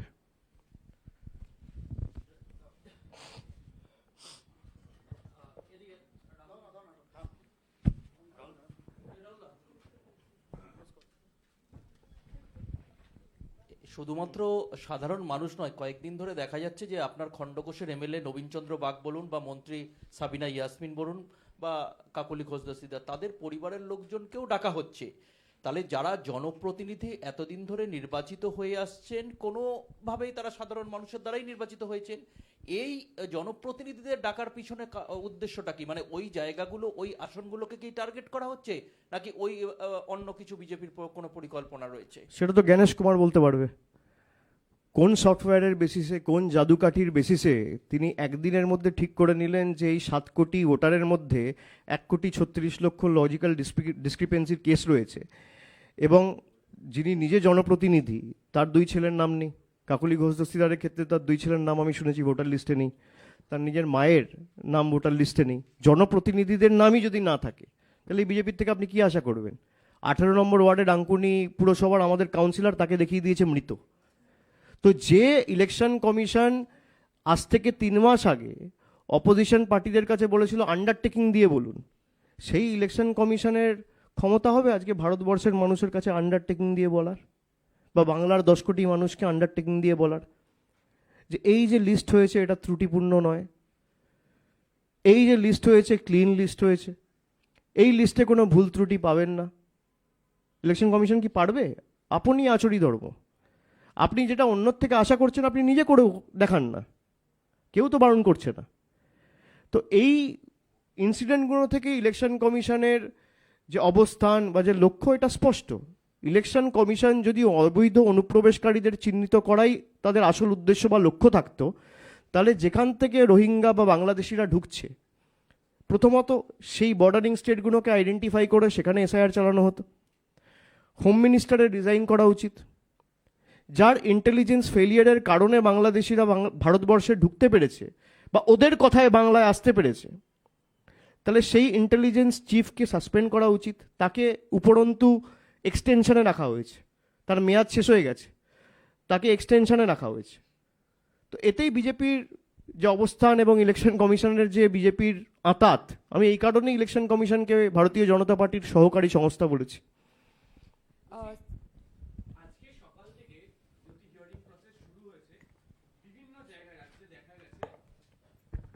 কোথাও 85 ইয়ার্স, কোথাও 88 ইয়ার্স যারা বয়স্ক মানুষজন, তাদেরকে ডাকা হচ্ছে এবং তারা আসছেন কেউ 8 কিলোমিটার 10 কিলোমিটার দূর থেকে। কমিশন বলেছিল যাদের 80 আপ, যাদের বয়স হয়ে যাবে তাদের জন্য বাড়িতে গিয়ে ব্যবস্থা হবে। এই যে মানে কমিশন এই বয়স্ক মানুষদেরকে যেভাবে ডেকে নিয়ে এসে করাচ্ছেন, এই হেনস্থার শিকার তারা, মানে এটার করার কারণ কি কোথাও গিয়ে চাপ তৈরি করানো হচ্ছে মানুষের কাছে, মানে এই এনাদেরকে নিয়ে এসে? দেখুন, বিজেপির পলিটিক্সই হচ্ছে লাইনে দাঁড় করিয়ে দেওয়া। কালো টাকার নাম ধ্বংস করার নাম করে একবার আপনাকে লাইনে দাঁড় করিয়ে দেবে, একবার ভোটার লিস্ট ফিল করার নাম করে আপনাকে লাইনে দাঁড় করিয়ে দেবে। মানুষের ওপর অত্যাচার করা, মানুষকে বিরক্ত করা, মানুষের জন্য প্রতিকূলতা সমস্যা তৈরি করা, এই বিজেপির লক্ষ্য উদ্দেশ্য। এবং এটা না করে যদি আপনি একটা AROর পক্ষে যদি 200টা করে কেস করতে হয়, এই কার্যত সম্ভব? আমি যদি এখানে 500 সাংবাদিক ডাকি, কি করে হবে? আমি সাংবাদিক বৈঠক করতেই পারবো না ভাই। আমাকে হয় 50টা ডাকতে হবে, ম্যাক্সিমাম 70-80টা 100টা ডাকতে পারি। আমি যদি এখানে 500 সাংবাদিকদের ডাকি, আপনারা কেউ প্রশ্ন করতে পারবেন, বসতে পারবেন, দাঁড়াতে পারবেন? এটা সম্ভব না, প্র্যাকটিক্যালি ইম্পসিবল। তো ইলেকশন কমিশন যে হিয়ারিংগুলো করছে সেটা যদি ডিসেন্ট্রালাইজ করা হয়, কোনো পরিকল্পনা নেই তো। বিজেপি যেটা বলছে সেটাই ওরা এক্সিকিউট করছে। এই যে নিজের মেরুদণ্ড, নিজের উপস্থিত বুদ্ধি, নিজের অভিজ্ঞতা কাজে লাগানো, দেশের সংবিধানকে সম্মান দিয়ে কাজ করা, এগুলো তো নেই। এরা চাটুকারিতা, তল্পিবাহকতা আর কৃতদাসত্ব ছাড়া কিছু করেনি। আপনি ভ্যানেশ কুমার সম্পর্কে একটু পড়াশোনা করুন, তাহলে বুঝতে পারবেন এর অতীতটা কি। একটা প্রশ্ন, সেটা হচ্ছে যে আমরা চাকরি ক্ষেত্রে বোনাস শব্দটা শুনেছি সবাই, এখন বিজেপি বলছে এসআইআর শেষ হলে তৃণমূলের সঙ্গে বিজেপির কোনো একপার হয়ে যাবে, আমরা বোনাস পাবো। এই বোনাস সম্পর্কে আপনার কি রিয়াকশন? যে বোনাস কে কাকে দিচ্ছে, কমিশন দিচ্ছে না বিজেপি নিচ্ছে? না, সেটা তো তারাই বলতে পারবে যে বোনাস কে কাকে দিচ্ছে। তারা তো বাংলার মানুষের কোনোদিন হয়ে কথা বলেনি। তারা তৃণমূলের সাথে লড়াই করুক, তারা মমতা বন্দ্যোপাধ্যায়কে গাল দিক, আমায় গাল দিক, তৃণমূলকে গাল দিক, কিন্তু বাংলার মানুষকে এই যে বঞ্চিত করে রাখছে, বাংলার মানুষের বিরুদ্ধে গিয়ে তৃণমূলকে শিক্ষা দিতে গিয়ে যুদ্ধ ঘোষণা করেছে, এই যে বিজেপির মানসিকতা, আমরা এই কারণেই বিজেপিকে বাংলা বিরোধী বলেছি। আজকে দেখুন, কোথাও বিজেপির কোনো নেতার, এই যে এত লোক মারা গেছে এসআইআরকে কেন্দ্র করে, কোথাও কোনো হেলদোল নেই। কারোর বাড়িতে গিয়ে একবার একটা সহানুভূতির বার্তা দেওয়া, বা পরিবারের একটা লোকের সাথে গিয়ে কথা বলা, বা কারোর ফর্ম ফিল আপ করতে গিয়ে একটা পেন এগিয়ে দেওয়া বা দুটো ফর্ম ফিল আপ করতে গিয়ে সাহায্য করা, এইটুকু সৌজন্যতাও বিজেপির কোনো বড় ছোট নেতা দেখায়নি। বিজেপিকে এই কারণেই আমরা বাংলা বিরোধী বলেছি। বিজেপি খালি বোনাসের রাজনীতি, হিন্দু মুসলমানের রাজনীতি, টাইট করার রাজনীতি, এজেন্সির রাজনীতি, মানুষের নাম বাদ দেওয়ার রাজনীতি, ঈশ্বরচন্দ্র বিদ্যাসাগরের মূর্তি ভেঙে দেওয়ার রাজনীতি, ভেঙে দাও, গুড়িয়ে দাও, শেষ করে দাও, কেটে দাও, মিটিয়ে দাও, দাঙ্গা লাগিয়ে দাও। আর তৃণমূল সাজিয়ে দাও, গুছিয়ে দাও। বিজেপি চায় মানুষের চোখে জল নেমে আসুক, তৃণমূল চায় মানুষের মুখে হাসি ফুটুক। পার্থক্য এখানেই। কদিন আগে সিও দপ্তরে গিয়েছিলেন আপনাদের দলের পার্থ ভৌমিক, শশী পাজা। সেখানে একটা অভিযোগ করে এসেছিলেন যে বেস লাইন সার্ভে বা কেএপি সার্ভে, এটা যে 81 বিধানসভা বেছে নেওয়া হলো, এটা কি কারণে, এই প্রশ্ন আপনারা করেছিলেন। তো কমিশন কি আপনাদের কোনো উত্তর দিয়েছে? কারণ কমিশনের তরফ থেকে দাবি যে এটা প্রত্যেক বছর করা হয় এবং এর কিছু প্যারামিটার রয়েছে, সেই প্যারামিটার অনুযায়ী আমরা করছি, এর বাইরে কোনো রকম কোনো উদ্দেশ্য নেই। কি বলবেন? এই যে বাংলাকে আলাদা করে সিলেক্ট করে বাংলাকে হেনস্থা করা, তার একটা নিদারুণ উদাহরণ এই সার্ভে। কারণ এটা বাংলাই হচ্ছে, কিন্তু প্রকৃত অর্থে আপনি যদি তথ্য দেখেন, তাহলে শতাংশের নিরিখে সব থেকে বেশি নাম বাদ গেছে হচ্ছে গুজরাট, তামিলনাড়ু, উত্তরপ্রদেশ। কোথাও এই টিম যাচ্ছে না, খালি বাংলায় আসছে। কেন? বাংলাকে সিলেক্টিভলি হ্যারাস করতে হবে, বাংলার মানুষকে হ্যারাস করতে হবে, বাংলার মানুষকে হ্যারাস করতে হবে এবং বাঙালিকে হ্যারাস করতে হবে।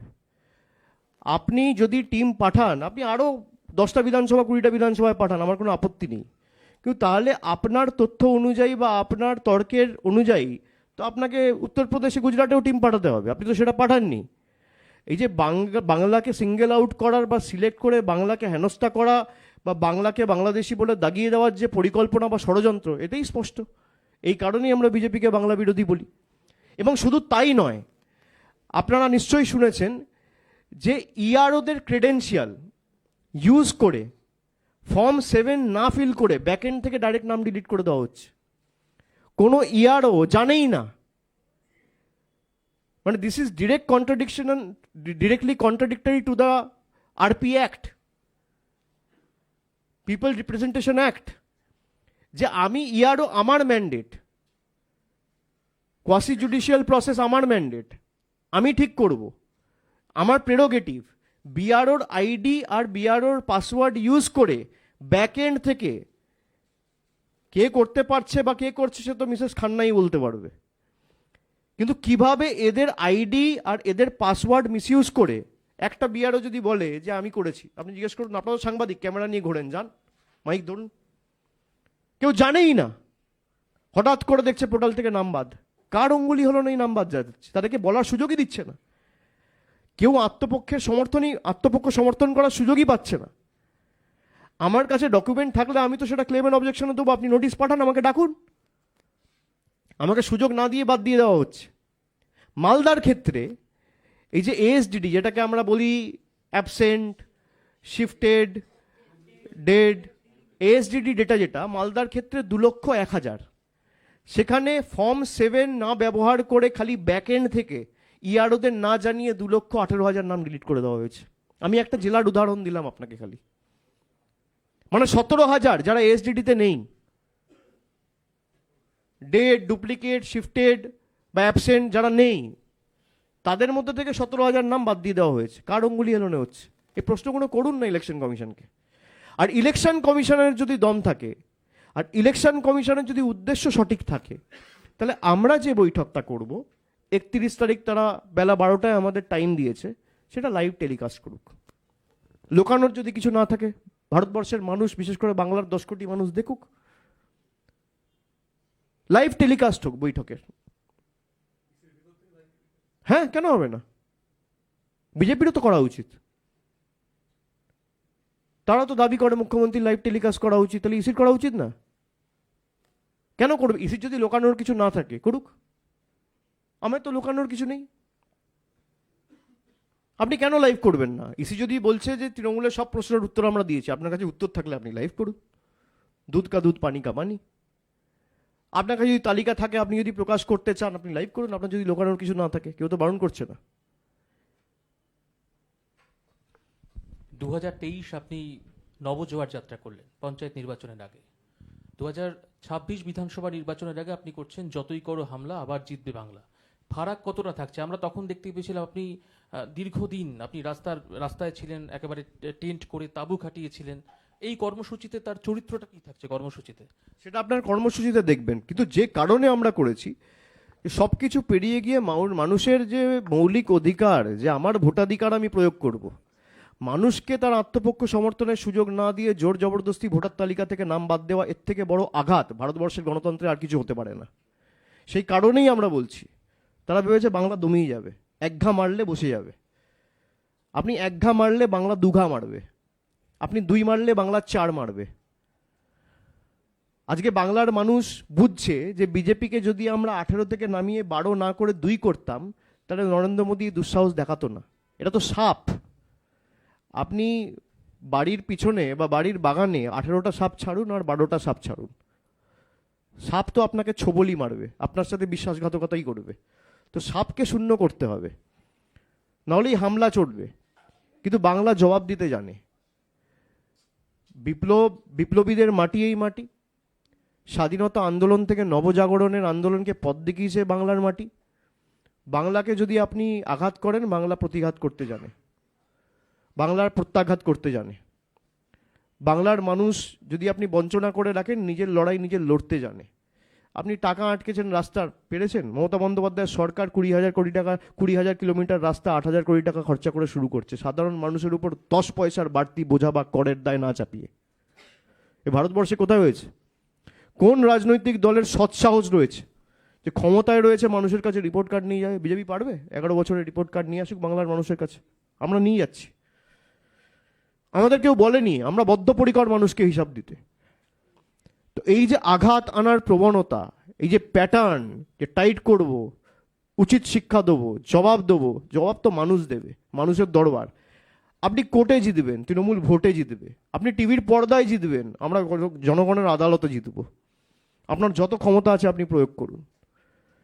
আপনার ইলেকশন কমিশন আপনাদের বাঁচাবে না, আপনার জুডিশিয়ারি আপনাদের বাঁচাবে না, আপনার মিডিয়া আপনাদের বাঁচাবে না, মিডিয়ার একাংশ, আপনার প্যারামিলিটারি ফোর্স, কেন্দ্রীয় বাহিনী, এজেন্সি আপনাদের বাঁচাবে না। এর প্রমাণ আগেও আপনারা পেয়েছেন।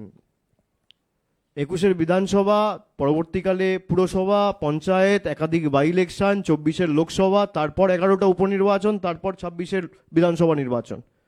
মানুষ দেখাবে। আমার মানুষের কাছে বিনম্র আবেদন থাকবে যে আপনারা যাদেরকে সাংসদ বা বিধায়ক হিসেবে বিজেপির টিকিটে এক বুক আশা আকাঙ্ক্ষা নিয়ে নির্বাচিত করেছেন, তারাই আপনার টাকা আটকেছে। আর কোনোদিন তারা আজকে 10 বছর ধরে যারা সাংসদ, দুবারে 2 টার্মের যারা এমপি, যারা দীর্ঘ 4 বছর 4.5 বছর ধরে বিধায়ক রয়েছেন, একটা চিঠি দেখাতে পারবেন কেন্দ্র সরকারের কাছে লিখেছে? আমি তথ্য দিয়ে দেবো যে গত 7 বছরে কেন্দ্র সরকার রাজ্য থেকে কত টাকা তুলে নিয়ে গেছে। কেন্দ্র সরকার তথ্য দিক যে এই নাও মানরেগার টাকার হিসেব, মানরেগার টাকা আমরা 5 বছরে দিয়েছি, কিন্তু বারণ করছে না দিক। এই নাও আবাসের টাকার হিসেব আমরা দিচ্ছি। কোথায়? আপনি তৃণমূলকে টাইট করতে গিয়ে বাংলার মানুষকে টাইট করছেন। আপনি আমায় গালাগালি দিন, আমার পিছনে ইডি লাগান, সিবিআই লাগান, এজেন্সি লাগান, জুডিশিয়ারি লাগান, সংবাদ মাধ্যম লাগান, আমাকে দিনরাত গাল দিন, আপনি মমতা বন্দ্যোপাধ্যায়কে গাল দিন, কিন্তু আপনি মানুষকে শিক্ষা দিতে চাইছেন তৃণমূলকে টাইট করতে গিয়ে। মানুষ তো গণতন্ত্রের ভগবান, গণদেবতা। যারা আপনার ক্ষমতায় বসিয়েছে তারা 10 মিনিট লাগবে না আপনার দম্ভ অহংকার চূর্ণ বিচূর্ণ করে মাটিতে নিয়ে আসবে। সে জবাব মানুষ দেবে, আপনারা তৈরি থাকুন। Abhishek, this side. In the past couple of months, we have seen how Bengali-speaking migrant workers or laborers in general have been harassed, attacked, whatsoever. Multiple of these incidents have happened. Do you think this will continue till 2026 elections, or has this, completely taken into a social problem where speaking in Bangla in various other non-Bengali states is being looked down upon? And if yes, what is the solution? How do you go about it? You should first ask this question to the BJP counterparts, because they are the one who are doing it. And if BJP stays in power, this will continue, because this is BJP's way of doing politics. Bengalis have been selectively persecuted on basis of the language they speak, on basis of their eating habits, and this has only happened in BJP ruled states. This cannot be a mere coincidence.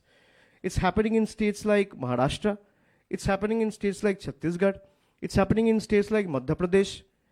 BJP leaders are looking down upon Bengalis and making mockery of our food habits, demeaning us, accepting that there is no such language which exists. Bengalis are being labeled as Bangladeshis in BJP ruled states. We have seen many instances. So the onus is on the people of Bengal to understand, and the people of this country to understand, that BJP will continue to do politics over religion, caste, creed, and based on which religion that person belongs to. If we have to put a full stop to this, we need to eradicate every BJP elected representative from the soil of this country. And that process will start from Bengal in 26. Abhishek, you have given an ultimatum to the Election Commission till 31st. I will give. I'm yet to give.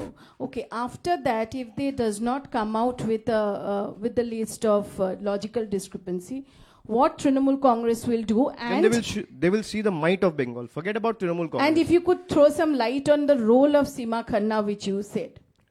Whatever I had to say, I said. Trinamool Congress will not put its might. People of Bengal will put their might. If the Election Commission is so clear that we want to sanitize the electoral roll, what is stopping them from coming out with the list of logical discrepancies? They are claiming that there are about 1,36,00,000 people in Bengal who falls in the category of logical discrepancies based on 6 different groups that they have created and explained. If your objective is clear, what is stopping you from coming out with this list? You make the list public. Let it be in public domain. Journalists like you should also go and make stories. Nobody is stopping. Then eventually representatives from other political parties can also reach out to them to find out actually if there is any discrepancy and if that can be addressed or sorted in any way. BJP's objective has always been to humiliate, undermine, and disrespect Bengal and the people of Bengal. That is why SIR is being selectively carried out in Bengal rather than it being carried out in other states where India shared its borders with countries like Myanmar and Bangladesh. And if the list is not clean, if there is some discrepancy which the Election Commission and the ruling party in the center is claiming, then they should take the moral high ground. And then the Prime Minister of the country first should resign, the Home Minister of the country should resign, the entire cabinet should resign, the Lok Sabha should be dissolved, and you conduct an SIR for 6 months and go for fresh elections. No one is stopping you. But they think that BJP is legal, people of this country is illegal. That cannot be the case. Every time you cannot make people stand in queues for your own selfish political interest and petty gains. We saw the same thing in 2016 when demonetization happened. Everyone stood in the queue trying to change currency. Did you see any of BJP leaders standing in the queue? We are seeing today bridge collapsing. Have you ever seen a BJP party office collapsing in the last 5 years? So we should ask this question. And people of Bengal will show the election commission if they fails to come out with the list that what people of Bengal can do. Don't take people for granted. Gyanesh Kumar should understand that he is the election commissioner of India. He is not the chief election commissioner of government of India. This is one basic difference he needs to understand. And if your motive is clear, if my motive is clear, I have nothing to hide. You publish the list. How can I clear the list by hiding details? Just explain to me this. And everyone needs to be heard. If I have some faults in the voter list, I should be given time. And I can then come out with my documents and have the time to approach a higher authority or a competent authority to ensure that my name finally reflects in the electoral roll which will be finally published. Who's stopping you? That means that BJP doesn't want to, if the election commission doesn't want to publish the list, it is doing it under clear instructions of BJP, the union government, and there is some kind of ambiguity which they can only explain. অভিষেকদা নবজোয়ার যাত্রার সময় আমরা দেখেছিলাম আপনি নন্দীগ্রামে 20 kilometre পদযাত্রা করেছিলেন। এই আপনার যে আগামী কর্মসূচি সেখানে কি নন্দীগ্রামের সেবাশ্রয়ের মতো করে কর্মসূচি থাকছে, কর্মসূচি নিচ্ছেন? আর জল্পনা চলছে যে কোনো সেবাশ্রয় করতে না, জল্পনা না, আমার কাছে কিছু নন্দীগ্রামের অনেকে কিছু রিকোয়েস্ট এসেছিল এবং প্রায় 2 মাস ধরে 2.5 মাস ধরে, বিশেষ করে যখন থেকে আমরা এই ডায়মন্ড হারবারের সেবাশ্রয় শুরু করব, দ্বিতীয় অধ্যায় শুরু করব, আমরা শুরু করেছি প্রায় 1 মাস হতে চললো। তার আগে থেকে যখন শুরু করব সব ঠিক করছি, তখন থেকে আমার কাছে কিছু ফোন এসেছিল এক ডাকে অভিষেকে। নাম্বারটা সবার কাছে আছে, যে কেউ ফোন করতে পারে, যে এখানেও এরকম একটা ক্যাম্প করা হোক, আমরা যাতে এই সুযোগ সুবিধা পাই। তো আমি চেষ্টা করেছি। পরবর্তীকালে আমাদের ওখানে যারা রাজনৈতিক সমর্থকরা রয়েছে বা আমাদের কলিগ যারা রয়েছে, সহকর্মী যারা রয়েছে, তাদের সাথে কথা বলে আমরা যেটা ঠিক করেছি যে 2টো মডেল ক্যাম্প নন্দীগ্রামে করা হবে। নন্দীগ্রাম 1 নম্বর ব্লকের জন্য একটা মডেল ক্যাম্প হবে এবং নন্দীগ্রাম 2 নম্বর ব্লকের জন্য আরেকটা মডেল ক্যাম্প হবে। এবং যতই করো হামলা আবার জিতবে বাংলার কর্মসূচিতে আমি যেহেতু 15 তারিখ পূর্ব মেদিনীপুরে থাকবো, আমি সেই ক্যাম্প উদ্বোধন করতে নন্দীগ্রামে যাব। The entire world is watching what is happening in Bangladesh, and even the leader of the opposition in West Bengal has made a provocative statement yesterday saying that what Israel did to Gaza, the same thing should be done to Bangladesh, and another Operation Sindoor should be done. West Bengal is gearing up for elections. The political landscape is sensitive, and such comments being made by a principal opposition party in the state. How does your party look to counter this, and how do you all respond to such allegations being made here in West Bengal? We are not vultures, ma'am. We don't politicize over dead bodies and unfortunate incidents. It's BJP who has always politicized unfortunate incidents like Pulwama or what happened in Mymensingh in Bangladesh. First thing that we should ask ourselves is, what happened in Bangladesh is extremely unfortunate. Has there been any information that is available in public domain which clearly states that Dipu Das, the worker who used to work in a factory, has committed some kind of blasphemy which is being reported in media, and based on which he was lynched and he was brutally killed? Where is the evidence? First, everyone needs to understand that who provoked and who is getting benefited and who is getting to politicize the incident for their own political gains. If there is anyone who is doing politics over the unfortunate incident in Bangladesh, it is the Jamaat in Bangladesh and the BJP in India and Bengal, particularly West Bengal. We have been very clear about our stance. We want peace to prevail. And our chief minister and the party chairperson has always stated, if there's any bilateral issue or any issue related to the external affairs which, concerns and which is with regard to the sovereignty and safeguard of the nation, then whatever step the central government takes, Trinamool Congress will stand with the center and the union government shoulder to shoulder. What is stopping them from interfering? Unfortunate that there has not been a tweet or a statement from either the Prime Minister or the External Affairs Minister or the President of the country. And they think themselves as the savior of Hindutva. So that answers and that takes care of everything, I think. केंद्रीय मंत्री शांतनु ठाकुर केंद्रीय मंत्री शांतनु ठाकुर ने कहा है कि 50 लाख अगर Rohingya और बांग्लादेशी के नाम कटते हैं तो 1 लाख मतुआ के भी नाम कट सकते हैं। तो इतने दिनों से मतुआ जो है एक प्रोसेस कर रहे थे सीए सर्टिफिकेट के लिए, तो अब उनमें भी इतना कंफ्यूजन है कि एसआईआर में उनका नाम आएगा कि नहीं, और उन्हीं के सेक्शन के एक नेता अब कहते हैं कि 1 लाख मतुआ के नाम कट सकते हैं। क्या कहेंगे इस पर? उनको अगर ऐसा ही लगता तब तो शुरुआत शांतनु ठाकुर से होना चाहिए। मैं तो यही कह सकता हूं कि भाई अगर आपको इतना ही लगता है कि 1 लाख मतुआ को निकाल दो, कोई बात नहीं, कटता है, तो you should lead by example. आप कितना देशभक्त है अब दिखा दो। भाई खुद बाहर में घूमोगे और यहाँ के ज्ञान दोगे।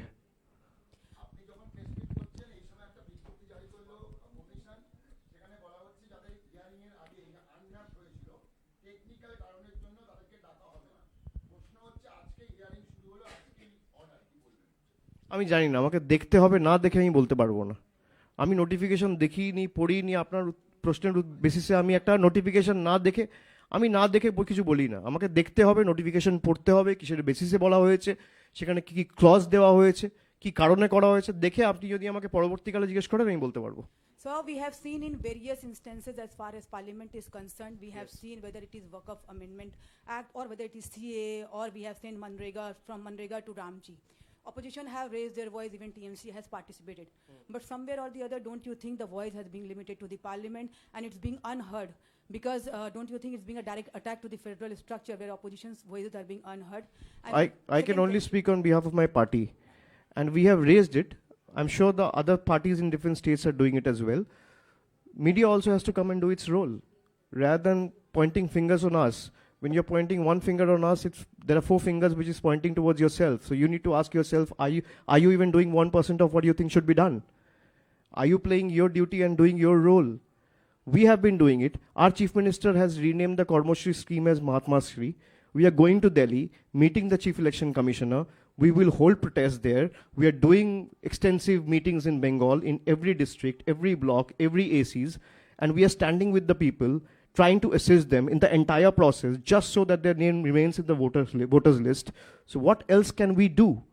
What is BJP doing? If you see and compare what Trinamool has done and what BJP is doing, BJP is only trying to politicize by doing Hindu-Muslim. And what is Trinamool doing? Has BJP even assisted a single person during the period of 2 months? No. You have another question? Sir, over these issues only, Congress has called a nationwide protest from 5th January, naming it to be the Manrega Bachao Yatra. They have not reached out to us. So if they reach out to us, we will respond to them. অভিষেক, বাবার আপনারা অভিযোগ করছেন যে কেন্দ্রীয় সরকার 100 দিনের কাজে টাকা দিচ্ছে না, সুপ্রিম কোর্টের নির্দেশ সত্ত্বেও দিচ্ছে না। তারপর আবার নতুন করে সিদ্ধান্ত নিয়েছে যে কেন্দ্রীয় সরকার এবার থেকে 100 দিনের কাজে 7% টাকা দেবে এবং রাজ্য সরকার 40% টাকা দেবে। এটা কিভাবে দেখছেন আপনি? না, আগে তো টাকা শুরু করতে হবে। 60%, 40%, এ তো ধরুন এদের স্ট্যান্ডার্ডাইজ স্কিম, এটা বাড়িয়ে দিয়েছে। নর্থ ইস্টের ক্ষেত্রে এটা 90-10। কিন্তু আপনার ধরুন, আমি এক তর্কের খাতিরে বলছি, আবাস যোজনা। আবাস যোজনা তো নিয়ম তাই যে 60% টাকা দেবে কেন্দ্র, 40% টাকা দেবে রাজ্য। 60% টাকা কোথায়? 5 বছর ধরে তাও তো দিচ্ছে না। আপনার প্রথমত 5 বছরের ডিউ রয়েছে। আপনি গরিব মানুষগুলোকে কাজ করিয়ে তাদের পারিশ্রমিক আটকে রেখেছিলেন। তাদের যেটুকু টাকা পাওয়ার ছিল সেই টাকাটাও দেননি। তার পরিমাণ প্রায় 3-4 হাজার কোটি টাকা।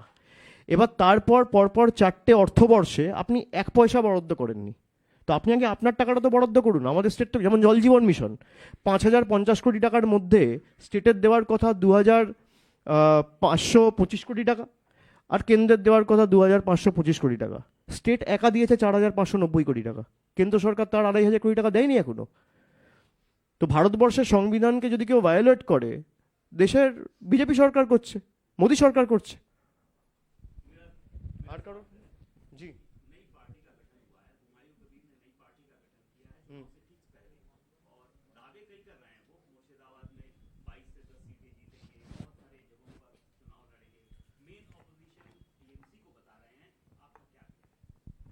सबका हक है, कोई भी अपना पार्टी आप भी शुरू कर सकते हैं कल जाके, वो सबका अधिकार है। कोई अगर पार्टी चालू करना चाहे तो उसमें कोई दो राय के क्या है भाई। किसी को लगता है मैं नेता हूं तो जनता से आपको समर्थन लेके आना पड़ेगा, तो आए फिर देखा जाएगा।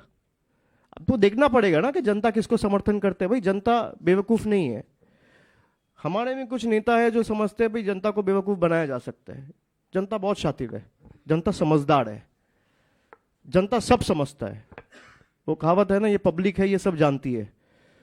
तो आपको अगर लगता है मैं नेता हूं, मैं तृणमूल को हरा सकता हूं, आपका अधिकार है, पार्टी बनाइए और जीत के आइए, लड़के आइए, जीत के आइए, देखते हैं।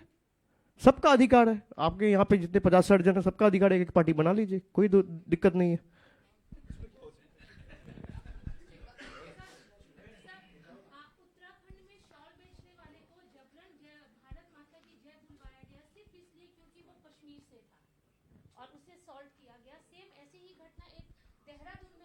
ये तो रोज बीजेपी वाले स्टेट्स में रोज हो रहा है, ये तो लोग देख रहे हैं। अब मैं इस पे अलग करके क्या बोलूं। आप देख रहे हो बंगाल में बीजेपी सत्ता में नहीं आके 70 एमएलए के साथ एक गरीब लड़का वो चिकन पैटीज बेच रहा है, उसको मार रहा है। और किस जगह पे, जहां पे गीता पढ़ा जा रहा है, जहां पे भगवान कह रहा है एक कुत्ता, एक बिल्ली, एक चींटी में भी मैं रहता हूं, वहां पे उसको मारा जा रहा है क्योंकि वो पैटीज बेच रहा है। उसको पुलिस पकड़ रहा है, कोर्ट बेल दे रहा है। किसका कहने पे कोर्ट बेल दे रहा है ये कोर्ट ही बता पाएगा। और बेल मिलते ही उसको गार्लैंड, उसको सम्मानित किया जा रहा है सभाओं में बुला के, और बड़े जोर शोर से किया जा रहा है। तो ये बीजेपी का पॉलिटिक्स है। ये बीजेपी कभी मतलब असली मुद्दे को लेके पॉलिटिक्स नहीं किया है। बीजेपी से आप पूछो कि भाई आपने कहा था 2 करोड़ नौकरी होगा, 11 साल में 22 करोड़ नौकरी होनी चाहिए, आप हिसाब दे दीजिए, वो नहीं बोल पाएंगे।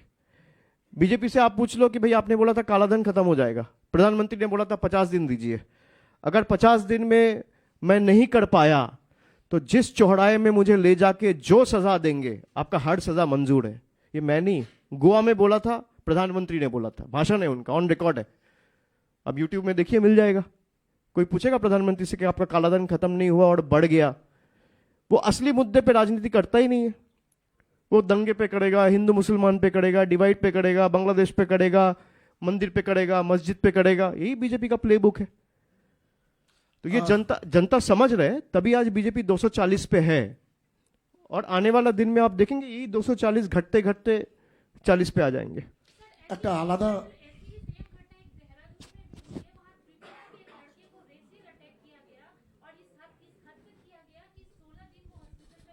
नहीं, हम सबको कंडेम करना चाहिए, लेकिन मान लीजिए ना त्रिपुरा का चीफ मिनिस्टर के इसके ऊपर कोई स्टेटमेंट है, ना उत्तर प्रदेश का, ना उत्तराखंड का चीफ मिनिस्टर का उसके तरफ से कोई स्टेटमेंट है।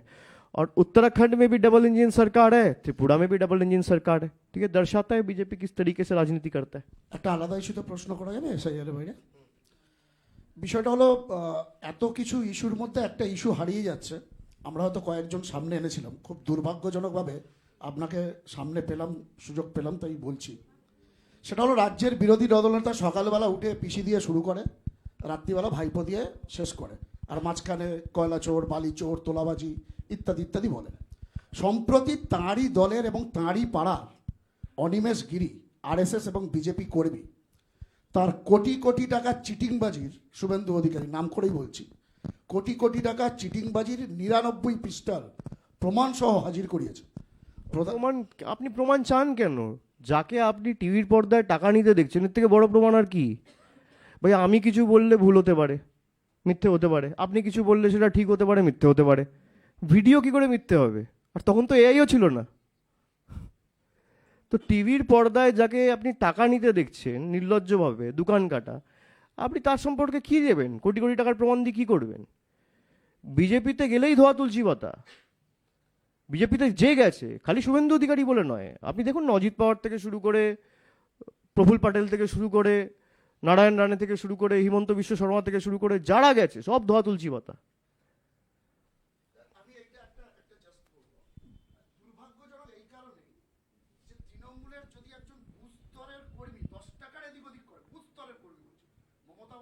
অভিষেক বন্দ্যোপাধ্যায় অনেক দূরের ব্যাপার, বুস্তরের কর্মী, তাহলে সন্ধ্যাবেলা বিভিন্নভাবে রেড়ে আওয়াজ ওঠে। কিন্তু এক্ষেত্রে কেউ কোনো মানে একটা টু শব্দ পর্যন্ত নেই যেখানে নদী হাজির। এটাও মানুষের জানা দরকার। এটাই আমার দুর্ভাগ্যজনকভাবে বলতে বাধ্য হচ্ছি, যদি আমাদের মতো ছোটোখাটো কিছু ইউটিউবার, আমাদের কটা লোকই বা চেনে, সবাই যদি করে এবং এটা প্রমাণ আছে, এটাই দুর্ভাগ্যজনক। এবং ওই ভদ্রলোক ভিকটিম, তিনি দুঃখ করছিলেন, এটাই বলার ছিল। ঈশ্বরে আস্থা রাখুন, আর কি বলতে পারি, বিচার একদিন না একদিন হবেই। दादा बंगाल में ये बाबरी मस्जिद बन रहा है, बाबरी मस्जिद बन रहा है, पूरा देश भर में चर्चा है। इसके बारे में आपको क्या अलग से कुछ टिप्पणी या फिर कुछ आपका कुछ राय इसके बारे में? कहाँ बन रहे हैं? मैं तो खाली ईंटा पड़ा हुआ देखा हूँ, अभी तो कुछ शुरू नहीं हुआ है। जब शुरू होगा तब सवाल पूछिएगा। भाई अनाउंसमेंट के बेसिस पे आप कैसे बोल दिया बन रहा है? बनना शुरू हो तब पूछिएगा। नहीं वो बनाए, लेकिन आपको अगर मंदिर मस्जिद का ही राजनीति करना है तो आप और बीजेपी में फर्क क्या है, ये आप उनसे पूछिए। भाई आपको अगर मंदिर मस्जिद का ही राजनीति करना है तो बीजेपी भी मंदिर बनाने का राजनीति किया और आप मस्जिद बनाने का कर रहे हो। और यही हुमायूं कबीर 2019 में बीजेपी का कैंडिडेट था। बाबरी मस्जिद वाला जो इंसिडेंट हुआ था वो 92 में हुआ था, तो 27 साल बाद आपको रियलाइज नहीं हुआ जब 2019 में जिस पार्टी ने बाबरी मस्जिद तोड़ा था उस पार्टी के कैंडिडेट बनने के लिए आप गए दिल्ली, बीजेपी ज्वाइन किया, तब आपको रियलाइज नहीं हुआ और अब रियलाइज हो रहे हो। और जिसको मंदिर मस्जिद बनाना है, मेरा अर्जी ये है भाई सबको बनाने का हक है, कोई दिक्कत नहीं है। आप मंदिर बनाइए, मस्जिद बनाइए, गुरुद्वारा बनाइए, चर्च बनाइए, राजनीति छोड़ दीजिए। अगर आप पॉलिटिक्स कर रहे हैं, जनता की सेवा आपका एक लक्ष्य होना चाहिए। आप अस्पताल बनाइए, आप स्कूल बनाइए, आप यूनिवर्सिटी बनाइए, आप लोगों का हित में जो हो सकता बनाइए। धर्म अपना घर पे करिए, और जो बनाना चाहे स्वागत है, कोई दिक्कत नहीं है, लेकिन राजनीति ना करे। एक राजनीतिक नेता को मंदिर मस्जिद बनाना और उसके ऊपर राजनीति करना शोभा नहीं देता है। আচ্ছা, আমার একটা প্রশ্ন আছে। 31 তারিখে যাচ্ছেন দিল্লিতে, জ্ঞানেশ কুমারের মুখোমুখি হবেন, লাইভ হবে কি হবে না সেটা তখনই বোঝা যাবে। জ্ঞানেশ কুমার যদি আপনাকে জিজ্ঞাসা করেন যে আপনি ফর্ম ফিল আপ করেছেন কিনা, ড্রাফট রোলে আপনার নাম এসেছে কিনা, কি বলবেন? কিন্তু লিস্ট দেখলেই বুঝতে পারবে, ওকে সফটওয়্যার রয়েছে। যে 1 কোটি ডেটা একদিনে রিলিজ করে দিচ্ছে তার কাছে একটা ইন্ডিভিজুয়াল কেস কি? বাংলাদেশের ঘটনার প্রতিবাদ করতে গিয়ে এখন বিজেপি সাধু সন্তদেরও তাদের প্রতিবাদে সামিল করছে। এমনকি বিরোধী দলনেতা তিনি গঙ্গাসাগরের সাধুদের ব্যবহার করার কথা বলেছেন তাদের প্রতিবাদ কর্মসূচিতে। তো আপনারা সর্বধর্ম সমন্বয়ের বার্তা দেন সবসময়। 2 তারিখ থেকে যে কর্মসূচি শুরু হবে সেখানে সব ধর্মের প্রতিনিধিদের নিয়ে কি কোনো আলাদা কর্মসূচি করবে তৃণমূল? তো মুখ্যমন্ত্রী মমতা বন্দ্যোপাধ্যায় দলের সভানেত্রী তিনি করেছেন। তিনি যখন কলকাতায় হেঁটেছেন সব ধর্মের প্রতিনিধিরাই ছিল। কিন্তু বাংলাদেশে যে ঘটনাটা ঘটেছে অত্যন্ত দুর্ভাগ্যজনক ঘটনা। প্রথমত এই যে দীপু দাস বলে ময়মনসিংহের যে খুব সম্ভবত ভালুকা না জায়গাটার নাম, ভালুকা উপজেলা, যে ফ্যাক্টরিতে কাজ করত, তাকে বলা হচ্ছে সে ধর্মের বিরুদ্ধে একটা কুরুচিকর কোনো মন্তব্য করেছে। তার তো কোনো একটা ক্লিপিংস বা কোনো একটা হোয়াটসঅ্যাপ চ্যাট যেখানে থাকবে কিছু একটা পাওয়া গেছে, পুরোটাই হিয়ার্সের বেসিসে। তো প্রথমে দেখা উচিত যে এই রটালোটাকে, যে তিনি যে কুরুচিকর মন্তব্য করেছেন এটা রটালোটাকে।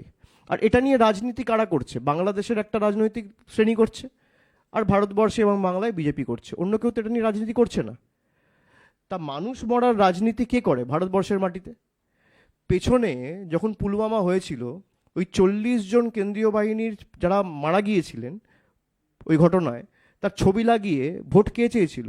দেশের প্রধানমন্ত্রী চেয়েছিল। আজকে এই বাংলাদেশকে নিয়ে বিজেপি রাজনীতি করছে। বিজেপি বলে কোন মুখে? 1 কোটি বাংলাদেশি বাংলায় থাকতে বলতো, সব থেকে কম নাম বাংলা থেকে ডিলিট করা গেছে। এবং তারপরে প্রতিশোধ নেওয়ার জন্য এইসব কন্ডিশন ঢুকিয়ে দিয়েছে এবং লজিক্যাল ডিসক্রিপেন্সি করে 1,36,00,000 লোকের নাম ঢুকিয়েছে, যাতে বাংলাকে আবার অপমান করা যায়, বাংলাকে আবার লাঞ্ছিত করা যায়। তো এই দুর্ভাগ্যজনক ঘটনাগুলো নিয়ে যারা হিন্দুত্বের মানে রক্ষক হিসেবে বা হিন্দু ধর্মের কর্তা হিসেবে, বাহক হিসেবে নিজেদেরকে দাবি করেন, রক্ষাকর্তা হিসেবে দাবি করেন, তাদের হিন্দু প্রেম তো আমার ওখানে দেখা উচিত। ভারতবর্ষের প্রধানমন্ত্রী একটা টুইট করেনি, এক্সটার্নাল অ্যাফেয়ার্স মিনিস্টার একটা টুইট করেনি, একটা শব্দ উচ্চারণ করেনি। এই শুভেন্দু অধিকারী, শুনে রাখুন, বলেছিল মমতা ব্যানার্জি সরকারের থেকে মোহাম্মদ ইউনিসের সরকার ভালো। এটা আমার কথা না, রাজ্যের বিরোধী দল নেতা, বিজেপি নেতা মোহাম্মদ ইউনিসকে সার্টিফিকেট দিচ্ছে। সেই ইউনিস সরকার আজকে হিন্দুদের পিটিয়ে মারছে। সার্টিফিকেট কে দিয়েছে? নরেন্দ্র মোদী। সার্টিফিকেট কে দিয়েছে? শুভেন্দু অধিকারী। তো মানুষের কাছে পরিষ্কার। 3 দিন পর, 4 দিন পর তো অমিত শাহ আসবে। কবে আসছে আমি জানি না, 2-3 দিনের মধ্যে আসার কথা সংবাদে দেখছিলাম, 29 তারিখ। তো আপনি যান না, হোম মিনিস্টারের কাছে গিয়ে দাবি করুন যে ভাই ওখান থেকে আমাদের বলা হচ্ছে যে শিলিগুড়ি করিডোর আমরা দখল করে নেবো। বাংলাদেশের সাহস কি করে হয়? যে সমস্ত বাইল্যাটারাল ইস্যু রয়েছে কেন্দ্রীয় সরকার যে ভূমিকা নেবে দল হিসেবে আমরা সমর্থন করবো। আমি তো নিজে গেছি অপারেশন সিন্দুরের ডেলিগেশনের সদস্য হিসেবে। আপনারা অনেকে জানেন না, আমাকে অনেক সাংবাদিক জিজ্ঞেস করেছে যে আপনি পার্লামেন্টে যখন আলোচনা হলো অপারেশন সিন্দুর নিয়ে বলেননি কেন? ভাই কেন্দ্রকে অ্যাটাক করতে গিয়ে আমার মুখ থেকে যদি একটা খারাপ কথা বেরিয়ে যায় সেটা তো অন্য দেশে চলবে, আমি সেই সুযোগটা দেবো কেন? ওরা বলে আমাদের জন্য দেশ আগে, কিন্তু আমরা সেটা কর্মে করে দেখাই যে আমাদের জন্য দেশ আগে। আপনি করে দেখান না, কে বারণ করেছে? এত বড় বড় কথা বলা হচ্ছে, তা আপনি কেন বাংলাদেশের সাথে এটা স্ট্রিক্টলি টেক আপ করবেন না? 2 মাস আগে তো ভারতবর্ষের প্রধানমন্ত্রী মোহাম্মদ ইউনিসের সাথে হাত মিলিয়ে মিটিং করে এসেছিল, তারপরেও কেন এই ঘটনা ঘটবে? আর এই ঘটনা কারা ঘটাচ্ছে, কি কারণে ঘটাচ্ছে? এই ঘটনাকে নিয়ে কেন্দ্র করে কে রাজনীতি করছে, কারা রাজনৈতিক স্বার্থে ব্যবহার করছে একটা দুর্ভাগ্যজনক ঘটনাকে? তার জন্য তারাই দায়ী।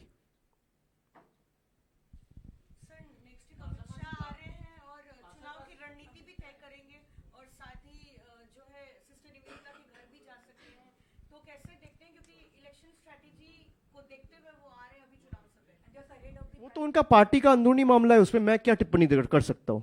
वो जब मर्जी आए, बंगाल का दरवाजा सबके लिए खुला है। आधार के কোথায়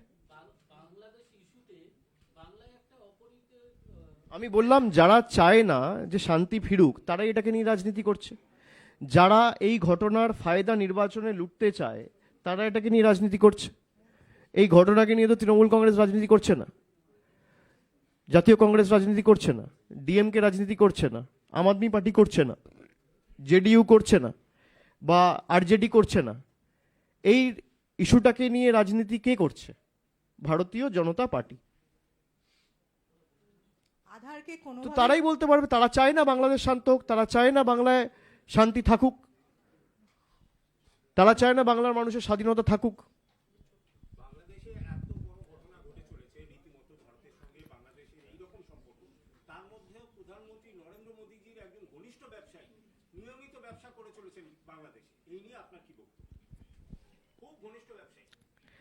সে তো আমরা যখন বাংলাদেশের প্রধানমন্ত্রীকে তিনি ভারতবর্ষে এনে রেখেছেন তখনই আমরা বুঝতে পেরেছি, কিন্তু যেহেতু বাইলেটারাল ইস্যু সেই জন্য আমরা কিছু বলিনি।